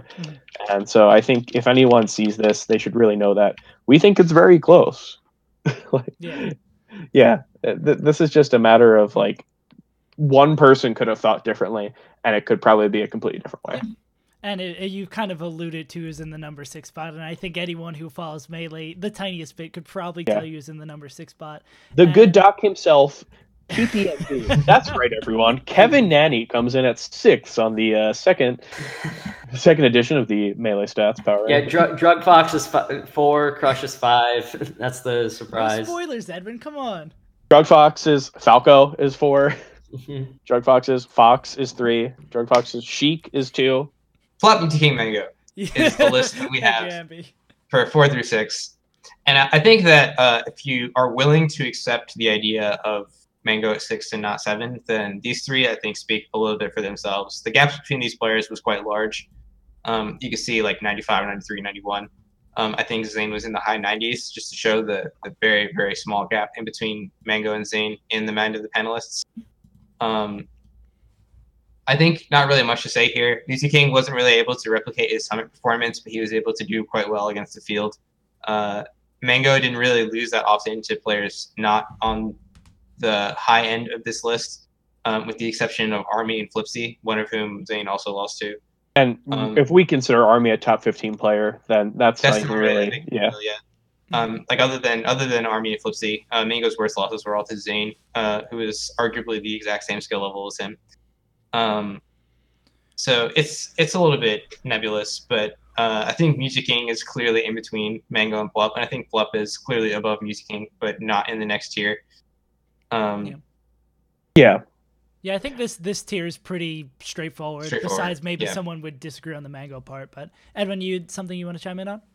Yeah, just on the topic of Plup, his small amount of tourneys that he went to and had countable, or like for our purposes, like results for, it made it hard to, when I was writing up our list and our explanations for it for the website, I didn't really know what to write for Plup, because it basically surmounts to like, oh, Plup is very good and he is still a strong player, but like I don't know what else there is to say about him, you know. Yeah, he didn't keep up his trend that he started at the beginning of the year, but he still is a very strong player. Still has a win on Hungrybox in this time period. Still has a win on Mango in this time period. This is kind of what we expect from him at this point. He didn't do fantastic. He didn't do too bad. And I think he's like solidly 4th. I don't think I could see people arguing him higher or lower. Agreed. So I think we can move on. Yeah, we'll reveal our top 3. And ready, everyone? Yeah. No surprises. Well, maybe surprising to someone here. I don't know. I think this is a pretty hot topic. Retired player. Number 1. Congratulations, Armada. 18 points difference between him and Leffen. It was very, very close. 0.18 point difference. It's nuts. I think almost everyone had Armada at 100 and Leffen at 99.9. And or the other way around. Yeah, exactly. I Yeah, had like, Leffen at one. yeah. So And- how many we had like five panelists that submitted? we had 7, I believe, altogether. Seven. We had 7, and two of us put me Yeah. and I think Pika Pal was the other one that Yeah. put Leffen at 1. Yeah, and it was very, very close. It was very, very close between the two of them. I think if you were to ask me, I would have seeded Leffen higher at any event in the future. I think that his Evo win is phenomenal and really, really important. And I think that he's been like on a huge upswing, especially given that his negative aspects deal with Hungrybox, who he's on a pretty good upswing against. This like streak of losing against him is sort of broken now. in the time period is 2-2, I believe. Yeah. So it's a little bit Or no? in between. I think it would be. Yeah, He's but, some amount for his Yeah, Hungrybox. yeah. So It doesn't matter. Yes. the two of them were really, really List close. does Though. not matter. And I think it's sort of not really that important anymore, considering Armada has left the singles universe. So congrats to Leffen for being the functional number 1 on this list. Yeah. But I think that that Hungrybox at 3 is worth talking about as well, because I think that in the time between the last MSPR and even just the MPGR and now, Hungrybox has been on quite a bit of a downswing, losing to a lot of different people in sort of quote-unquote uncharacteristic fashion. I think his getting dumpstered by Zain at Shine is worth mentioning. I think him with a notable lack of first places on our graphic. He did win Low Tier City 6, but like that's the only thing he really did in terms of winning tournaments on this list. Yeah. And I think that Leffen and Armada, I think clearly had the edge on him over these, at least in the time period in between, the summer and now. Leffen won Evo, Leffen won Air, Armada won Smash Splash, Armada won Smash Con. The Swedes have been cleaning up shop, and Hungrybox has been sort of hanging out at second place a lot of the time. Yeah. I mean, it's not just to them too. Like in addition to the dropping Shine to Zain, he lost Optic Arena to Also in the Wizrobe time as well. period. And you really got to think you put Armada and Leffen in those spots. I don't think either of them are. I don't think it's like I would be very surprised if either of them, if you replaced Hungrybox with them, if either of them would have lost those tourneys. I don't even think Plup would have lost those tourneys. Yeah, I mean that's very debatable. I don't. Yeah, it's right. I'm not saying Hungrybox more than I, but I'm saying like it's indicative of sort of the difference in expectation. Yeah, with what we've seen from them this period, I don't think that's crazy to say. Yeah. And something to note about HBox is that, like I said, with most people having Armada at 10 and Leffen at 9.9, is that almost everyone had Hungrybox at like 9.8. That was something that we basically agreed on, that he could be. I think he could be the best in this time period if it just weren't for Armada and Leffen just showing up more than he did. I think this is probably the lowest point that he's played this year, and for us to say that he's like still pretty close at 3rd is very commendable for him. And one thing that I think needs to be said is that he can still end up as number 1 for the year. Yeah. Yeah, no, definitely. Especially with Armada out of the way. Well, I mean, yeah. We talked about that before on the Armada episode, that I think it's going to be weird to rank him. But yeah, I agree. I think he's definitely just 1 or 2 good wins away from being first place. Yeah, So I agree. I think we could definitely see that. I think I don't know if I would say 1 win away. I think the fact that Hungrybox hasn't won a large event this year really hurts him in my head. Yeah, but I mean, then he wins a large event, and that's 1 win. I don't know. He's been consistently not impressing. I think at least in the small time period. I think the fact that the end of year rank is going to be full year is going to help him a lot, because it'll essentially double count the stats from MPGR and MSPR 1, which would be good for him, because obviously he did very well at the start of the year. And I think we talked about this a little before we started, but I think there's a chance that there's no clear-cut winner, or there might have been a clear-cut winner who decided to retire as for number 1. And then I think it's just possible that people default to the incumbent number 1, which I think happens sometimes on rankings. If if you don't know who's really good, you just kind of default to whoever's there, because he definitely has a claim for number one, and I think a very strong aspect of his claim for number one is that he was already number one. Yeah. Yep. But yeah, that's our power ranking. That's our top 25, and I'm really proud of what we were able to do, both in the list itself and in the way that's been presented. Fairfax, like I already said, made these great graphics. I'm very excited. And Edwin's write-up, I skimmed, and it seemed acceptable, and I'm sure that you'll all find it also acceptable when it eventually goes on the website. It's pretty good. Wait for the discourse around Zain's placement. Yeah. Thank God for Ultimate coming out, so this gets buried on Reddit. On Smash Bros. Yeah. But yeah, I definitely think this is something where Zain Mango is a really interesting place, because I definitely think that there is a spot where Zain could be number one.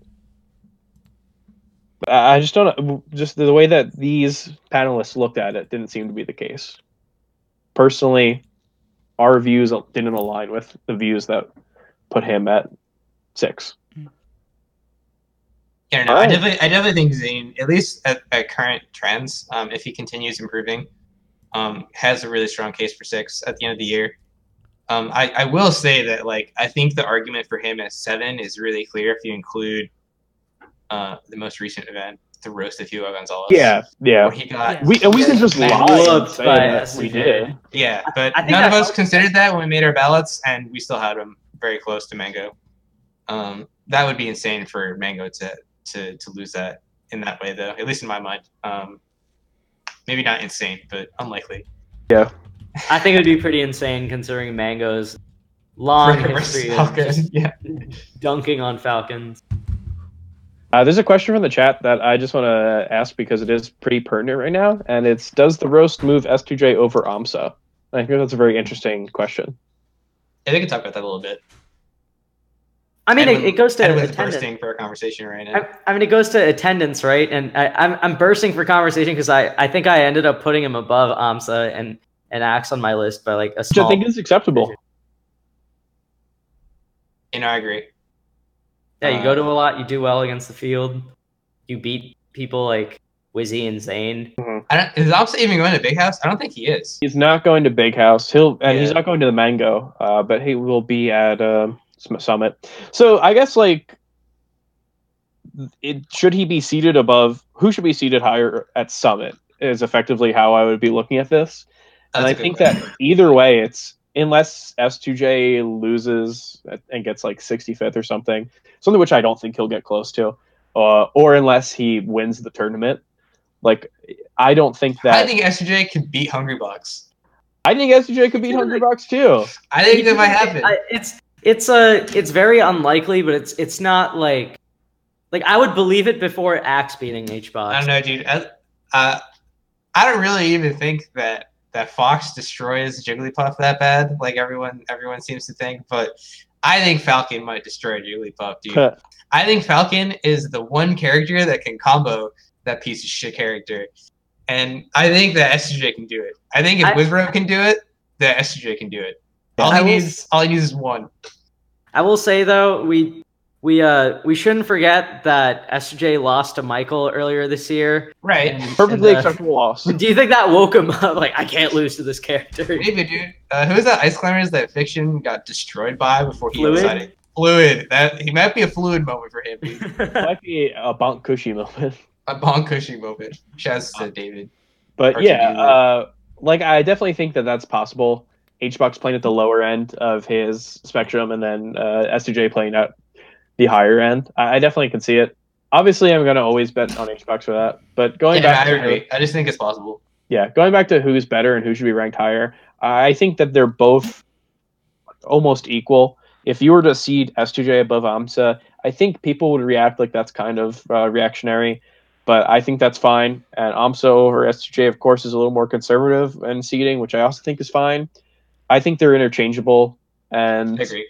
Yeah, now I'm not going to make a big claim for a full year ranking. I would probably defer to AMSA being above, but he has 2 events that, or possibly, there might be some more popping up. I don't know.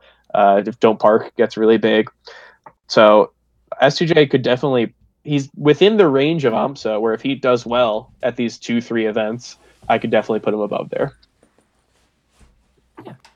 And I think we've kind of went over it, unless anyone has any last closing thoughts on the MSPR. Yeah, no, I think we can move on to the big house. All right. So coming up this weekend, the big house, which we expect it to be a lot bigger, but it's still going to be a good time. It's like the medium house. Yeah, the medium house 8. The average sized house. It's a comfortable suburban bi-level house 8. It's the large house, but from like H&M, so the large isn't all that large. Mm-hmm. It's like the Zara large house. So thanks for laughing without probably recognizing my references. I'm always here for you. We got your back. Yeah, I mean, obviously, no Armada hurts this. This is the first big house to not have Armada since Big House 3. Mm-hmm. And no Muti King is whatever to me. Yeah, it's pretty sad. It does. Yeah, it's not a crazy thing to see. We've seen majors in the past 2 years where everyone attends but him not going plus Armada not going definitely hurts this. It's like the Muti King's long been heralded as like the gatekeeper to the echelon of play, and then Armada is like the final guardian of Melee, right? So it's funny that those two like people at different thresholds of skill, sort of, if we're frankly speaking, are not there, which I think can make for interesting results. Yeah. You want to talk about pools? We're going to do our normal 2-hour deep dive into pools. We're not going to go pool by pool this week? I wish we could, but sadly, it's not a good listening experience after. What? No. I think we should try it one more time. I think it'll work. I want a 6-hour slow episode. week. Yeah. Pika and Fairfax love it, but I honestly think it's great. I just think that we don't have time for it because it is currently 9:49 p.m. on the East Coast. Okay. So essentially what I did is I looked through for phase 2 pools, because phase 1 tools, technically we don't have the bracket available for them yet. At least for right now, the way projected matches are, I picked out 5 matches that we wanted to talk about as a You picked out 6 and one got vetoed hard, which we will not bring up. Yeah, we picked out 5. So the first one I want to bring up to you guys is Trif versus Drephen. Drephen versus Peach. The long-lasting paradoxical debate within Melee Stats. Obviously, there's the story about me and Edwin that I love to tell. Sometimes he beats Hanky Panky. That's all you need to know. He loses to Hanky Panky. Yeah. Where, just for anyone who doesn't know, this was when I first was starting to get to know Edwin, I think. And we were talking about how good Drephen is for Peach. We both mentioned that he sometimes loses to Hanky Panky. I was like, yeah, dude, he's really good against Peach. He can take sets against Hanky Panky sometimes. And Edwin's like, I don't know, I think he kind of sucks versus Peach. He loses to Hanky Panky. Hanky Panky, for you guys that don't know, is the best player in the world. He is statistically the best player in the world. Objectively speaking. Yeah, I mean, for people who actually don't know who he is and want real responses instead of memes, like people in Save's YouTube comments sometimes say. No, they're too busy yelling at me. He's a player who could probably top 100. He's an Ohio Peach player who in the past has been ranked top 100. So I definitely think in a year where he goes to a ton of stuff, seeing him in the 70s or even 60s would not be crazy. People might remember Hanky Panky for defeating Scar at the Big House 2, I think. Yeah, just having really good Big House runs, all in all. But regardless, Drephen should be very interesting. I was talking to Diplomatic Toucan in the Melee Stats podcast Discord. Which you can find in the description. A free podcast Discord where you can hear us. Or I guess... And play slots. You can play slots. With Tatsumaki and Lunar Dusk. But yeah, so I was like... I don't know, he's very good against... He's had good results against Sheik. He's come to America. He beat KK at Shine. Trif, this is. He beat Junebug and Swedish Delight at the last American tournament he went to, which was Omega 2 in June, but he just doesn't play the matchup. He plays over all the time. Over Triforce, Pal Sheik, he plays it all the time. He just doesn't play the matchup, though. And this horrible joke was that Pal Sheik is different matchup than very, very different. Yeah. It's a good joke. I liked it. Yeah, I mean, obviously, like, just the data points to the fact that Trif is probably favored. Trif is a great player, and the last time he came to America and played NTSC Sheiks, he beat two of the best. A bunch of them. Yeah, like, it's not crazy to say. And I definitely think Drephen knows the matchup pretty well and can just be kind of annoying in the sense that, like, Sheiks can be annoying versus Peaches. So I'd be annoyed to see. Yeah. Oh, he's lovable. Seeing that guy walk around at tournaments is amazing. Shout out to the Drephen U-turn, the story Nikki told. Yeah. Drephen's amazing. He just walked around at tournaments, got like a hunch sometimes. He's got his hands and he's like holding them up, and it looks great. He just looks like I don't know, some sort of like Dracula-esque figure. Oh, God. Sucking the blood from his victims one down smash at a time. One down smash, spot dodge, grab. Yes, but I will say Trif on this one. I think that he's a very smart Peach player. Like we were talking about how Bladewise I don't think is super adaptive, and I don't necessarily think the same thing for Trif. I think Trif's a pretty smart player in that sense. Mm-hmm. So personally, I say Trif. Ambi, I'd agree with that. I was about to say. I think Sheik's pretty broken, so I think it's probably a lot closer than we think. I think it's close. I'm scared. Yeah. I definitely think that Trif is favored, and I definitely think that Trif's probably the better player. But hanky practice, man. That could mean anything. Best Peach in the world. I'm gonna predict that Drephen JV threes or three stocks in game one, but Trif adapts, and Drephen at the end of the set will find some other really degenerate counter strategy, but it'll be too late. So I'll say. I bet you $100 that doesn't happen. Oh, what do you think will happen? Literally anything else. He'll take percent. That's such a shitty bet for Edwin. But with all of this, no faith in Drephen. You just think it's. I mean, maybe the set count will be the same as you said. But I think going to the level of JVs. Yeah. I don't know, man. You know what I mean. He's gonna. No, I know you do. I'm just messing with you. I think we're pretty much all in the agreement that Trif's probably going to win this. Tournament. This tournament, yes. Yeah. Speaking of players that will not win the tournament, that's literally most other matches we could. Yeah, it's everyone but 2 or 3 people. But in particular, we have ChuDat versus Kalamazhu. And this is a really fun one. This is funny for a lot of people. We have to briefly give some background where Reddit, who I think is quite a big fan of ChuDat in general. They were looking at ChuDat's path and they were like, "Oh, this looks pretty good," and they were like, "Oh no, he has Gahtzu, he's toast," and they were upvoting him. Whoever it was that said that, I was like, we're all like, dude, have you seen Kalamazhu? I'm waking from my slumber. I comment on Reddit for the first time in months, and I gotta say, in a way that I'm not going to get downvoted, because obviously I'll be like, dude, what are you talking about? But actually, Kalamazhu has in the past year lost to Diskid Boogie and Wobbles and has a history of losing to Nintendo and Diskid Boogie at NorCal events. Wait, so it's not because Chu's going to play Jigglypuff and beat him? I thought that was the reason he was going to get it. It's going to be Jigglypuff versus the Kalamarth. Dude, I can't wait for Game 3 of Fox Ganondorf. Somehow. Did I hallucinate a set where that happened once? Probably. Yeah, right? I think it was Santiago or something like that. That could have happened. That would never happen. Dude, just can we talk about how Kalamazhu lost to Wobbles at Evo? That just blows my mind. Kalamazhu has been on the upswing for a while this year. He's had really solid wins, and he loses to Wobbles at a. Okay, honestly though, so my favorite part about this matchup at Pools is that I think ChuDat could lose. Right? I think that uniquely ChuDat, of the Ice Climbers that are active and good and probably could be seeded around this tier, I think ChuDat is the only one I could see actually losing to Kalamazhu. And I think that would be so funny. That's a little harsh. Give Kalamazhu some. No. I think this is more I think it would be so great if Gahtzu beat ChuDat. I think he can do it. I really do. And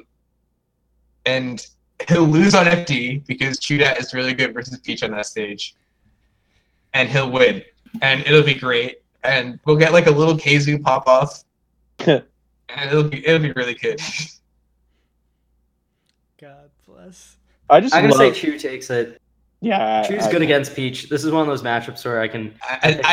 It's a bad bet, but I think Kazu's gonna win, man. I'll take Chu. Now I'll be with you, Ambi. Let's go Kazu. I'm almost 100% certain that Kalamazhu's Peach loses, which is why I think the Kalamazhu takes it. Fair delta, baby.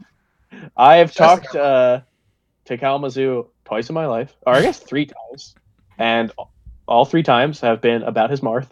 Oh my god! My goal now to bring up his Marth at any major that we're both at. Is he a fan of the show, Wheat? Do you know if he's a fan of the show? He's spoken to me, which so he's a fan of the show then, yeah. Yeah, I guess that makes a lot of sense. Yeah. Speaking of fans of the show, our next we're going to talk about the third Peach here, iBDW. we have a really interesting projected match here between iBDW and Bananas. And I think this one is particularly interesting because I think normally you would favor iBDW here, like skill/seed wise. Yeah. But I think that iBDW has spoken a lot in the past about his distaste for this matchup in particular, and about his lamenting his lack of practice in it. And I think it's really interesting because he's talked about a bunch of different solutions that he's going to pressure this matchup, whether that be secondary Peach or something else. But I think that on the surface, you might even favor Bananas in this matchup. But I have a feeling that iBDW is going to pull through.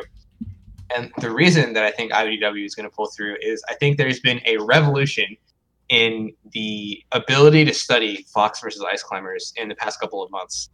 And that comes from A, Fiction's videos, and B, players that have adapted their play styles after watching Fiction's videos. And I think those two combined can lend their energy to iBDW and have him win.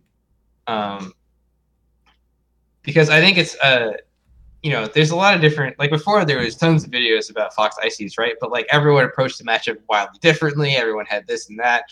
But players like Lucky are a really interesting example because he's Exhibit A, right? He's a really good example of a player that just got dumpstered by Ice Climbers, and then Fiction came and just like floating on a cloud gifted him all the answers of this matchup, and now he's like destroying Army most of the time. It's like, I think it's finally happening. I've said this about every year since 2015, but this is the year. This is the year that Fox has learned that matchup. Have we ever seen, you more history buffs, have we ever seen something like this happen before, that someone talking about a matchup or making content like this actually changes people's perspective in the matchup? Is this historically new, or you gotta I'd have to go back really far out. I mean, the way the metagame and characters develop and just in a macro sense is kind of I wouldn't attribute it to people releasing guides and stuff. It's just more natural ebb and flow of what players enter this. Yeah, I was just curious because No, that's a good question you asked. I wish I had a good answer, but I have to think about it. Yeah, because I can imagine super early days people releasing stuff probably helped a lot, but not recent once most things were discovered. Chokenator had a really good anti-Ices guide not too far away ago, I want to say, or it's old, but it's still pretty useful. I have a good answer to this actually. So I think 2008, the Timmy released a revolutionary video on the Kirby boards of the deadly death maneuver, aka the death to Marth maneuver, and I've linked it in the Twitch chat. But I think this changed the Kirby versus Marth matchup substantially. And I think that if you haven't seen this video, then you've probably never talked to me at a national, because I talk about this constantly and incessantly. But it's great. It's a great video. I wish more tech skill videos were like this video. Yeah. It takes a little while for it to happen. I hate you so much. There's a bit of a build-up. Oh, Kirby's in trouble. Why are you watching this? Okay. I think I'm much more knowledgeable on the Marth Kirby matchup than I have ever been in my entire life. I Just feel 2 so stocks to go. informed.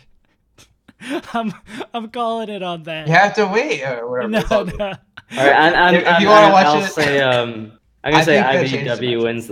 iBDW wins this for the reasons you said. And also just we don't know if Bananas might lose before he gets there. You know? Yeah, Yeah, that's a good point. He has heartstrings, which is Oh, never. probably I don't know. I mean, Sorry, we're Maybe all Heartstrings fans are of the the show. Fan of the show, yeah. Omar. Like we all really like him, but That'd be a really good win Possible for him, matchup. though. Yeah, it would be. I hope great. Omar does it. Mhm. I think he can. I think he has the ability to do it. I don't favor him in it, obviously, but I think he's really awesome. I definitely think he can do it.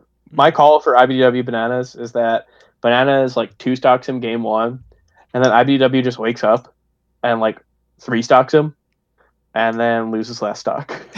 Oh, dang. That seems so Like- true. So that's so- gonna be my so- prediction right there. I think iBDW will win 2-0. Ooh. Wow. Yeah, I think he'll win too. Maybe it'll be 2-1. Yeah, IBW 2-1 as well. Because like if iBDW versus Marth and like the way he developed that it has shown anything is that this dude will like dream of the matchup, come up like keep a like he'll definitely send like 3 emails or private messages to Armada, but he'll do that with fiction this time. Yeah, your way of dreaming up a matchup sounds different than my way of dreaming up a matchup. Because he just like paid Armada to watch his video. But whatever. Yeah, I think IBDW is super good.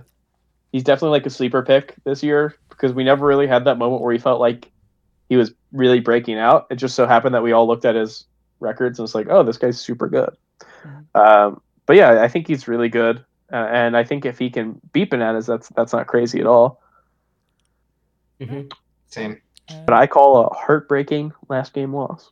All right, that leads into our 4th match, which is Gahtzu versus Spark, which is interesting for a lot of reasons. Gahtzu, we already talked about earlier. What a great summer this was for him. Spark, NorCal Chic, been in like the 50 to 60-ish range kind of Chic player for a while. So, but with a lot of Falcon experience, also obviously from playing like NMW and region stuff, the skills translate pretty well in that matchup, I think. Yeah. What's the Gahtzu's history against Sheik is with the matchup? I'm kind of. He used to be really bad in it, but he beat Facial this year and has improved a lot. Mm-hmm. I definitely think that I would probably favor Gahtzu with this. Spark, I've never really seen as someone who slays Falcons, as opposed to some Sheiks. Mm-hmm. I definitely think that there's some Sheiks who that's their best matchup, or best relevant matchup, I guess. And I don't really see that so much for Spark. Spark's the person who I think destroys like any unfun character. Yeah, no, I agree. So I would probably defer to saying that Gahtzu's got this. Yeah, I think I probably would favor Spark if Gahtzu wasn't on such an upswing. But I think that he's doing pretty good recently, and I think that I have Gahtzu as a clear favorite here. Mm-hmm. I'm gonna go with Gahtzu also, just because I mean he beat Facial earlier this year, has a lot of the other wins that we just listed earlier. Mm-hmm. He is clearly not the same player I think he was a year ago or even before that. Yeah, I was definitely, like, as I went over to try to do the transition to the next one, I was really surprised with the list of other matchups here that Gahtzu Spark. But we'll see. I think it's doable for Spark. And yeah, it's scary. Yeah, but yeah, I think it's definitely a match I'd like to see. And closing off our list with a very, very interesting match, we have Lint versus DaShizWiz. Yeah. That is. So I think we have 2 people on this panel. We already know who we're gonna pick. I wonder where they're from geographically. I wonder where they went to school. Yeah, you're right. I got it.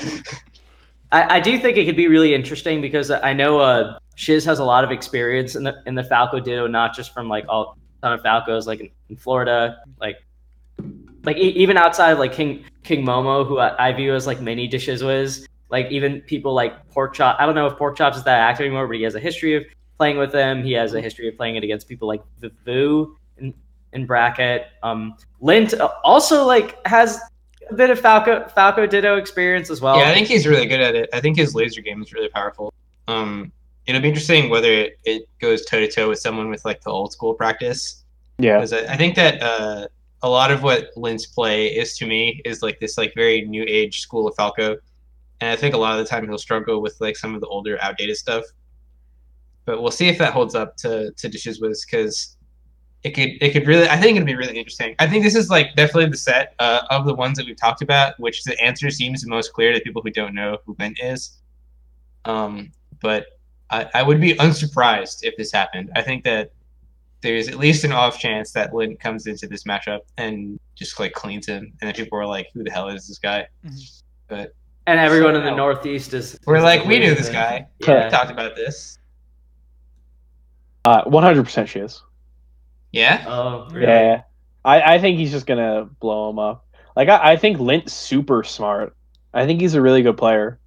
But I just think like Falco Dittos is one of those matchups that I just really think that Shiz is very strong in.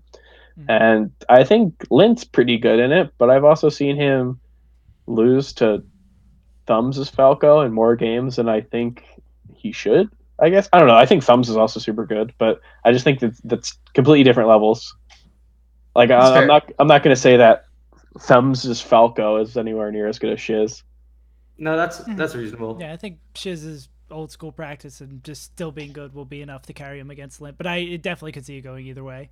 I think that they played for the first time, like just in a random friendly session. It might be a little rough for Tyler, but like knowing like the way Tyler prepares for like people that he knows he's gonna be against in bracket, like I don't think he's gonna be caught off guard by like a couple of like old school mix-ups or be intimidated. Like Lint is the kind of player that like will do his homework. And I can see him doing quite well. Maybe he won't win, but I think he'll have a strong showing. I wouldn't say 100%.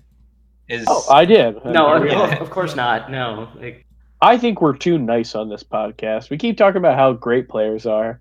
We need to make more call outs. So we're gonna pick a seed at random from the top 128, determined by an RNG number. We're gonna say that player sucks. Completely random.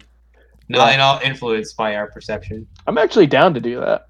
As a maybe yeah, that'd be good. Yeah, we have a month where we're not going to be on the podcast. Or can you link me the seating? I can determine the player. Wait, save. Just pull up like an RNG. I did. I got 41. 41. I don't know who's 41. That's really high. Drephen level. That's like Drephen, Michael. Here, let's see. I really hope it's Michael. What are we doing? Just for clarity, are we just like roasting these players, or what? Or saying what we don't like? We're being too nice to people, so we're just gonna like be really mean to them. Okay, I like this. So you go into standings. Do you already have it up? All right, I have it. Ready? Who's 41st? It's Drephen. No, don't make me say something bad about Drephen. Oh my god! All he does is grab. Yeah, he just grabs, spot dodge, down dodge. This dude's had the same playstyle since like 2006 or 2007. I should just link the combo video in chat, which I can't say the name on stream. I think I'm aware of what this guy like. Like people talk about ChuDat being the same player since like 2007. I can't believe Drephen? it was Drephen. This is too funny. You literally said it was going to be Drephen. Oh my lord. Oh man. Shoutouts to that chic mean wave dashing borp. There it is. We did it, boys. Made it big. Dude, can I just say Twitter profile picture? Speaking of being mean, can you imagine watching like Drephen versus shout out to Free Palestine, who nice guy and everything, who play on that, play it a bunch or whatever. But can you imagine just like having to watch 2 sets of Drephen versus Free Palestine for like winners finals and grand finals of a regional? Man, that would suck if that happened. Oh my god. The joke is that it did happen. Oh man, we're so funny. Okay, do you guys want to talk about top 64? Yeah, so unlike before where we went through every single potential match and winners and losers, where there's kind of 5 main topics that we want to sort of discuss around this top 64. And the first one is, does Leffen have a scary bracket coming up ahead of him? No. No. All right, topic 2, let's go. we're gonna end. So I think we all agree that the ChuDat versus Leffen, the fears of Leffen perhaps losing are a bit farcical or like silly, right? Like none of us think Chu will beat him or has any shot realistically. I mean, right? I think there's a shot, but yeah, I don't see it happening. Yeah. What would you say are the odds? I think it's like less than percent. I don't know. Yeah, I was gonna say like less than. I was gonna say like less than 5%. I definitely think that Chu has the potential to do it. I just think that Leffen needs to be playing at a level I think that Chu has the level where he can beat Leffen. He just needs Leffen to play down to that level, which I don't think is impossible. Pretty unlikely. I just don't see it happening. I think Chu's fallen off harder. Probably like 5%, maybe even less than that. Actually, now that I think about it. Yeah. And I think that's what all these in Leffen's path is, kind of just all of those 5, 10, as they progressively get harder and harder for a higher potential for Leffen lose. But I think for having the number 1 seed, this is probably not what he would want to see. There's not like, say, when Hungrybox is the number 1 seed at a tournament, you're like, oh, I'm not even going to look at the numbers behind that match. He's like going to win that almost 100% of the time. It's just a lot of maybe. But like Westball's Duck, like those aren't like, I think Leffen is pretty solidly favored against both, but those aren't guaranteed. Like Leffen can't cakewalk through those, you know. There's like and 20 other people you'd rather see there. Yeah, I mean, everyone in also he's lost to in the past like 2 years or so. Great. Again, he's still like, we have to clarify, he is a heavy favorite, like a very solid favorite against all these people. Yeah, still most of these people were giving him like a 90% chance to win. Probably higher than that, honestly. Yeah, I don't know about 90 against Duck, but I think against like Wes and ChuDat, sure, absolutely. I think it's scary, and I see reality where this happens, where he, gets back from Japan and only wants to play cooler, and has to play a game that doesn't have a cooler. Not only doesn't have a cooler, but has a Samus in it. This nightmare game where well, not anymore. That word's banned. End game where there's Samuses instead of coolers, so I could definitely see him losing. I just like what I think will end up happening is him making it to at least winner semis. Shouts to Endgame TV. Ruined. You ruined it. All right, hold on. So I actually have a sort of different topic that is not on our list, but I want to briefly talk about. What do you guys think of Zain versus Gahtzu? Really interesting. Yeah. So I actually think that there is a pretty reasonable chance that Gahtzu takes the set. Yeah. And I think that a lot of it depends on how hard it affected Zain's psyche getting slapped by S2J at the roast. Yes, I agree. I think that if he's already in the thick of it, like, I need to be so good versus this character now, then he might do it. He might show us some stuff that he hasn't been showing us recently. But if he hasn't, Gahtzu's been on a tear. I think it's possible. If it weren't for the roast, I'd probably say that Gahtzu could beat him. But I think, like, Zain, after just getting bopped, I think he's a smart enough a player. I think he's hardworking enough to just, like, put the time into it. I think he just needed that kind of little wake-up call. Zane's got so this is more on the eye test and like Marthy side of it, but he's got to edge guard Falcon a lot better. Like, dude, just watch Moky versus Wizrobe at like CEO. Like Moky just pulls out his Marth just like casually on Pokemon Stadium and edge guards Wizrobe like better across those 2 sets than Zain did across like either of his sets against S2J. And I think like the thing is with like Marth Falcon, so much of it is based on like hitting really hard and winning like these crazy gambles, or like these crazy 50-50s. And I think like Zain, I think S2J may give him like sustainable trouble because like we talked about this last week, but S2J is the kind of guy that like he will call you out if you just keep doing the same thing over and over again. Like Wizzy may be a little more hesitant. Like someone like Nun may get like, it's fun because Nun has like the reputation of being a really aggressive player, but I think you can kind of scare Nun off. And if you watch Zain versus Nun earlier in the year, Zain kind of like beats him pretty solidly. So I'm not gonna say that like this is definitely not a cakewalk or like super easy for Zain, but I still have faith in him. Think he's solidly favored enough against Gahtzu. It's such an odd situation that like this is his scariest of his like 3 matches because he is Lucky or KJH next and then Mango next. That's the scary. That one against Gahtzu is probably the scariest. Yeah, no, I agree. There. It's actually pretty funny. Yeah. I mean, Yeah, it's like it's weird. I might be the wild man, and I'll say that I think Mango maybe has a better shot of beating Zain than Gahtzu does, by 1%. Yeah. I don't know. I think that Mango's could be a tough matchup for Zain. Mm-hmm. But yeah, like Gahtzu being scary for Zain is like really funny that's possibly his scariest matchup, like for most of the bracket. I think it's scary for Zain because that matchup in particular is so like it's like dynamite. It can just blow up at any time. So like where Zain's strengths like. Do you think that dynamite blows up at any time?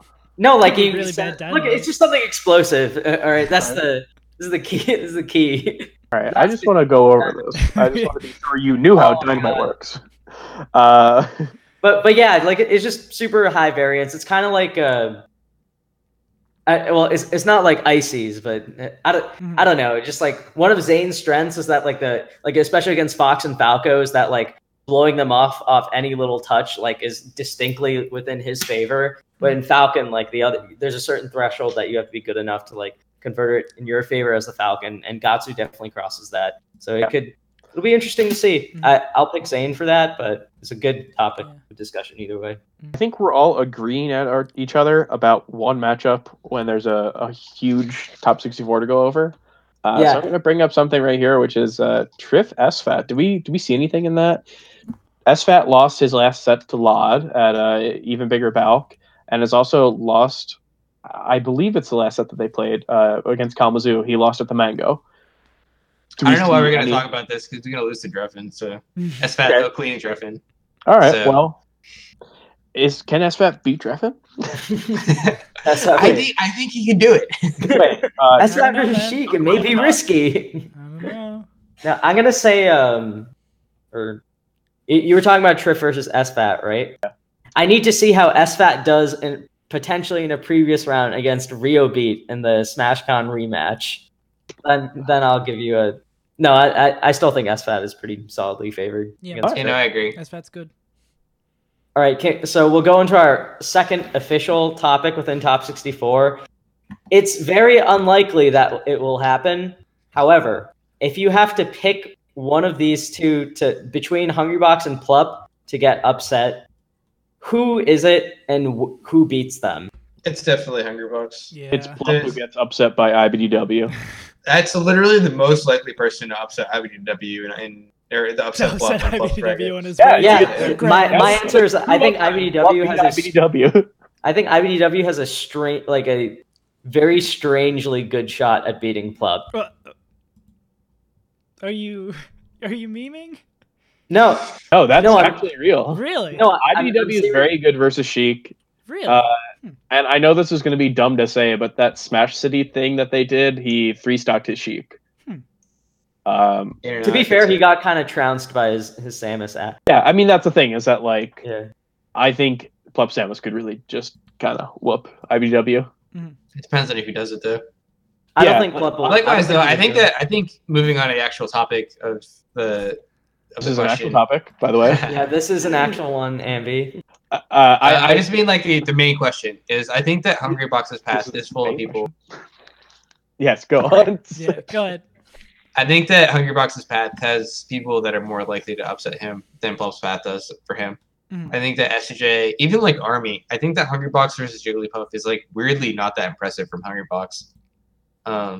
That's true. You mean Hungrybox versus Ice Climbers, right? Yeah, that's what I meant. Yeah. But you are right. Hungrybox versus Jigglypuff is the other thing. It's also another one, but he doesn't have Jigglypuffs this time. That's Army goes Puff. Yeah, maybe. I don't know. I don't know anything about Army's Puff, but I just don't feel too confident in Army versus HBox for a full set. Like, I know he's taken a game before, but also the dude lost to Zach Fair, like this year, I believe. Yeah, I think it's You really unlikely. think that there's... Yeah, it's unlikely for both of them, but I definitely agree that Hungrybox is more likely to get. I don't see. And like S2J, I think is Yeah, scary. S2J is like, I think S2J is possible. Also, Swedish could beat S2J. I think that S2J is actually favored in that, but I think Swedish could beat him. And then I also think Swedish has a like a non-zero shot at beating HBox. I think so. As does Kobel. You might forget that Kobel is on that side of bracket. All he has to do is beat Swedish and S2J, both of which I think are very favored for him. That's actually like super doable. Yeah, this was my. I wrote about this earlier in the week, but if you guys haven't checked my column, which you can check out on meleestats.co, I wrote about Kobel being my sleeper pick for top 8, and that's because I actually kind of like his bracket. Swedish and S2J. If you had to pick other like top 20, like 20-ish players. Well, S2J top 10, as we discussed before, but like top 20-ish players that Kobel matches up really against again, or really well against. Falcon and Sheik are 2 matchups that he's like historically very solid in. So I wouldn't be surprised to see Kobel HBox, but I think HBox will clean house with Kobel. I don't know, man. And my answer would be iBDW and Plup, I think, for most likely. Hey. I actually disagree. I think the chances of like S2J, Kobel, Swedish, Ryan Ford, or like Army and Shroon beating HBox are still so low. Like there's like I know Swedish has gotten close before, and I know S2J just took HBox to a game 5, I believe, at Shine. But you still have to consider like this is HBox. Like I think the chances of him like dropping a set to any of those players is already like very low. Mm-hmm. Yeah, I think it's fair. All right, so Edwin was alluding to this a little bit, but sleeper picks for top 8. What do people have? I said Kobel, so my pick was Kobel, but now I feel obligated. I feel obligated to pick someone else. I'll pick Trif. You're wild. What's Trif's path? I don't know, but I'm a big fan. First off, he beats SFAT. He then beats Axe. He then beats Leffen. Beats Mango. Beats HBox. And then loses twice to Leffen. I think Lod will make top 8. I think Lod will beat the Moon. He'll beat Mango, and he'll beat whoever beats Zain. And that'll be top 8 winners for him. Yeah, that's a pretty good pick. Axe didn't get an invite to Summit, right? Axe did not. I mean, Axe being AbsentPage, Axe being SFAT. Axe maybe it would be hard for him to beat Leffen, but I think it's doable. I think Axe might come back with a vengeance, even though he's had a bad history at the big house. Yeah, but, I definitely think Axe is just going to make top 8 anyways, right? Like he's gonna lose to Leffen and then have Marths. Like he's projected to play Pew Pew and Zain, and like he's gonna make top 8. Wait, hold on. You guys hear that? Hold on. Hold on. There's upset alert potentially happening in phase 2 of pools. I could be completely wrong about this, but watch out for if it happens. Watch out for 42nd and Axe. Pay attention to that. Someone clip this so when Axe wins that we can just spam Edwin with this. Don't let him get away with this. Don't let him do this. Now, Axe is very clear, but just watch out for that. That's my Flipsy Mango call of the major. Yeah, if he was going to get big housed again, I think 42nd would be the guy to do it. But Mr. Budding, I've known Pikachu 942 for many years. I've been friends with Pikachu 942 for many years. I've been close colleagues with Pikachu 942 for many years. And you, sir, are no Pikachu 942. Fair enough. Banned. All right, so we talked about our sleeper. Wait, Save, who your sleeper pick was? I guess it's Axe, but I was just kind of looking real quickly. I really just don't think that's a sleeper pick. I think he's projected 9th, and his match for 9th place is against Zain. No. Like, you must have faith in nobody. Are you singing the Batman song right now? He hasn't showed up to things in a while. He's been sleeping, so yeah, it's my sleeper pick. Andy singing the Batman theme is actually his subtle way of saying that Lucky is his pick when Lucky goes Captain Falcon against Zain. Actually, I like that. No, I like that. It's not gonna work. I was joking. No. I like this. Edwin, you're on to something here. Yeah, I like this a lot better than your siren impersonation 10 seconds ago. Okay, So we talked about who our sleeper picks for top 8 are. Who are our anti-sleeper picks? I'm going to start by saying La Luna, because he's not going to make top 64 from winners. He's going to lose to Anther in phase 2. Man. Yeah, I mean, he lost last year. So that's my pick. And also, even if he beats Anther he's going to lose to Lod. And I don't know, tough bracket. I was gonna look at Fiction's bracket so I could invent some future in which Fiction doesn't make top 64, but he has Drunk Sloth. Yeah. So I think he's okay. Wait. Hold on. So I know it's like Fiction against Ice Climbers, but Drunk Sloth has like. Okay, Edwin. My dude like was in CFL playing like years of locals. You want to bet against $50 Cobalt. on it, 1-to-1? No, why would I bet $50? Then stop talking about it. Dude, I'm just saying it's not shit. guaranteed. It's not guaranteed, dog. Alpha Ambi over. Jesus Christ. You think I'm gonna put $50 against Fiction against Ices? That's such a bet. Give me odds and then we'll talk. Did 1-to-1. 1-to-1, yeah. What? No, not Yeah. 1-to-1. What the fuck is wrong? I think $50 is worth less than the time on this podcast that we're talking about it. It's like I'm just saying, if there's one Fox that like you have experience like against losing in region, like when you play another Fox out of region, like Cobalt is one of the people that you think of, right? Like For out of region Foxes? no, I'm saying for like That's a if big you pool had to of pick like a players. Fox that you play against, like that is extremely good at the matchup. Like you're gonna learn a lot about like ways to beat other Foxes that are not like that may be proficient, but like maybe not the same. I You suppose know, that's where you're coming from. I don't know, man. it's kind of like how. I think it's Fiction not- will win. Okay, well, I think Fiction will win too. I'm just saying it's not like a guarantee. What else Okay. is there? What else is there that we could talk about that doesn't involve Bladewise? Well, who is your pick for flame out of the tournament? La Luna. Oh, so we're all in agreement. Oh, Oh, I'm you not know allowed what? to pick Luna. Could You know could what? Moky beat AbsentPage? Yeah, that's Yeah, good. I think so. Yeah, definitely. He's good at the Fox though. You know here's my pick. Fucking Drephen. The worst player in the world. Yeah, hey, fuck Drephen. All right. Calling Good out. callback. Good callback. All right, you guys ready for this? Oh no. Yeah. Mango. I think that's a good pick. I was Mango. That's not like a Mango's path is Mr. LZ. Tough Which is matchup, scary. Yeah, it Oh, is. It could go either way. It's a 50-50. He has Mike Hayes, who he's lost to before. Yeah. That's He a has fact. Lod, scary. Is this He has just Matt D at He HTC has Throwdown? Zain, auto loss. Yeah, it's over. And if he somehow beats Zain, he has Leffen. But that's for top 8. So he's already good there. You know, that's scary path. You know, Who is the worst person you can imagine Mango losing to? Flipsy? Oh, fuck. Oh, that's so messed up. It's not messed up. It's true. It's literally a fact. Literally Dude, can't I imagine. remember watching like so I heard about like Mango coming close to losing to Adamesk at Shine, and I watched the set after it happened, right? And like even knowing that Mango would win the set, like knowing the result, it just gave me like great anxiety watching. I was like, oh my god, like please don't Did I tell that story on the podcast?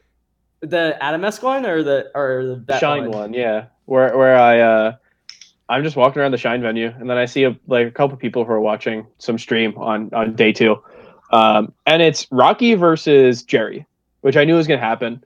And I see that Jerry is up 1-0, which I'm like, okay, this is like what's going to happen. So I sit down and I start watching it, and game 2 is on Fountain of Dreams, and it's like pretty close, and like the Falco is just so good, and it's just like stomping this Puff, but every time like the Puff just like up throw rests.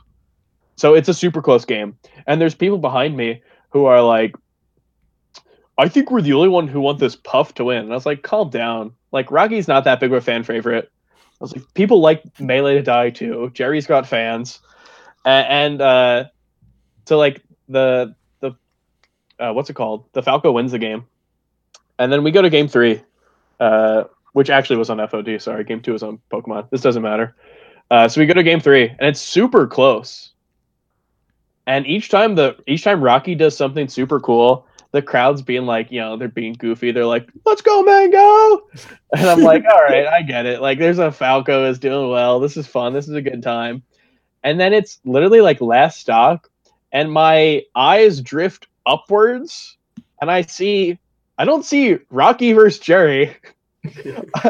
I see Mango versus Adamisk. And my heart drops. I get so worried. I'm like, what the fuck? Like, never have I gone from like 0 to 60 so quickly in one set, where I was just like, I would be okay with Jerry winning this. To me, being like, Melee will die if it was such like a weird thing. Like, my brain couldn't comprehend the fact that this could possibly be Mango Adamisk. Like, I didn't look at the players. I didn't look at the names.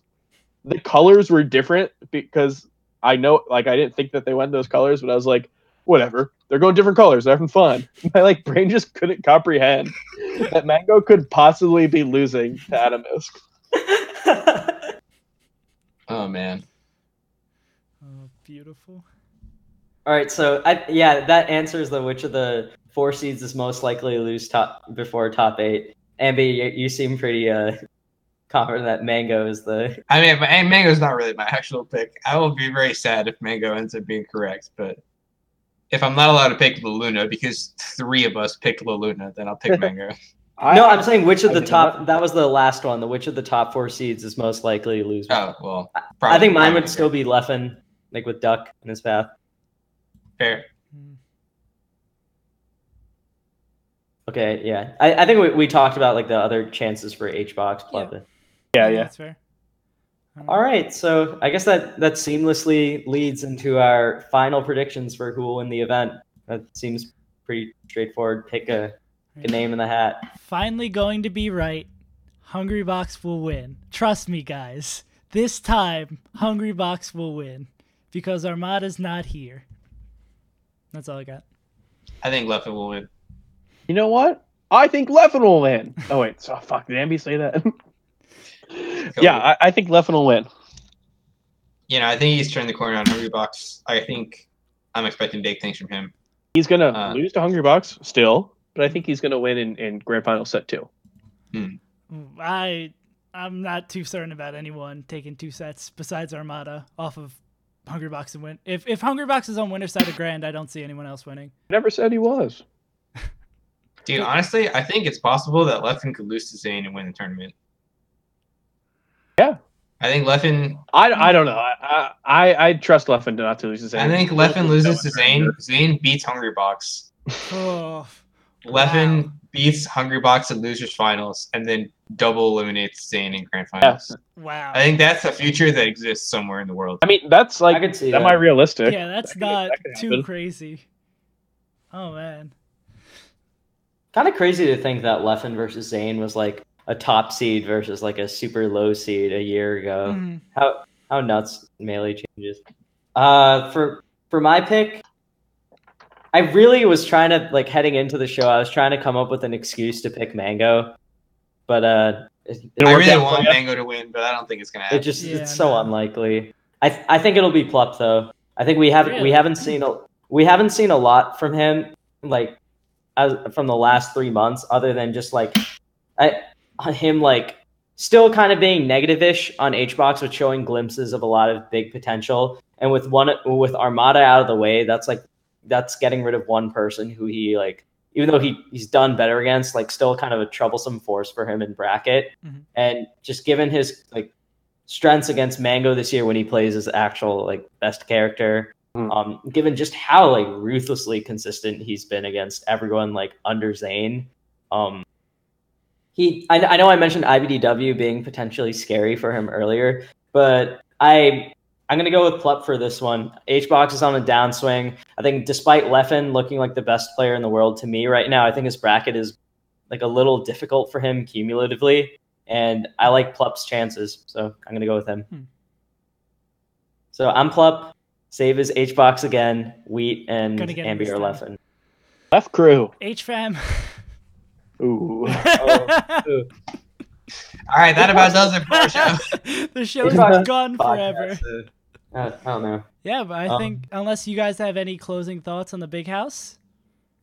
Not on the big house. I don't think so. I do have a closing thought, which is that me and Edwin will be there. And if any of you are interested in hanging out with us, come find us. Preferably, don't hurt us. Preferably patrons. Please don't hurt us. We're nice people. We're willing to discourse and play friendlies or whatever. I'm sorry that I think Sheik is broken. We could talk about it. You're sorry that what? I said I'm sorry that I think Sheik is broken, but we could talk about it. Yeah, that's the main thing. If you're getting beat up by anyone because of the podcast, it's not because of Sheik.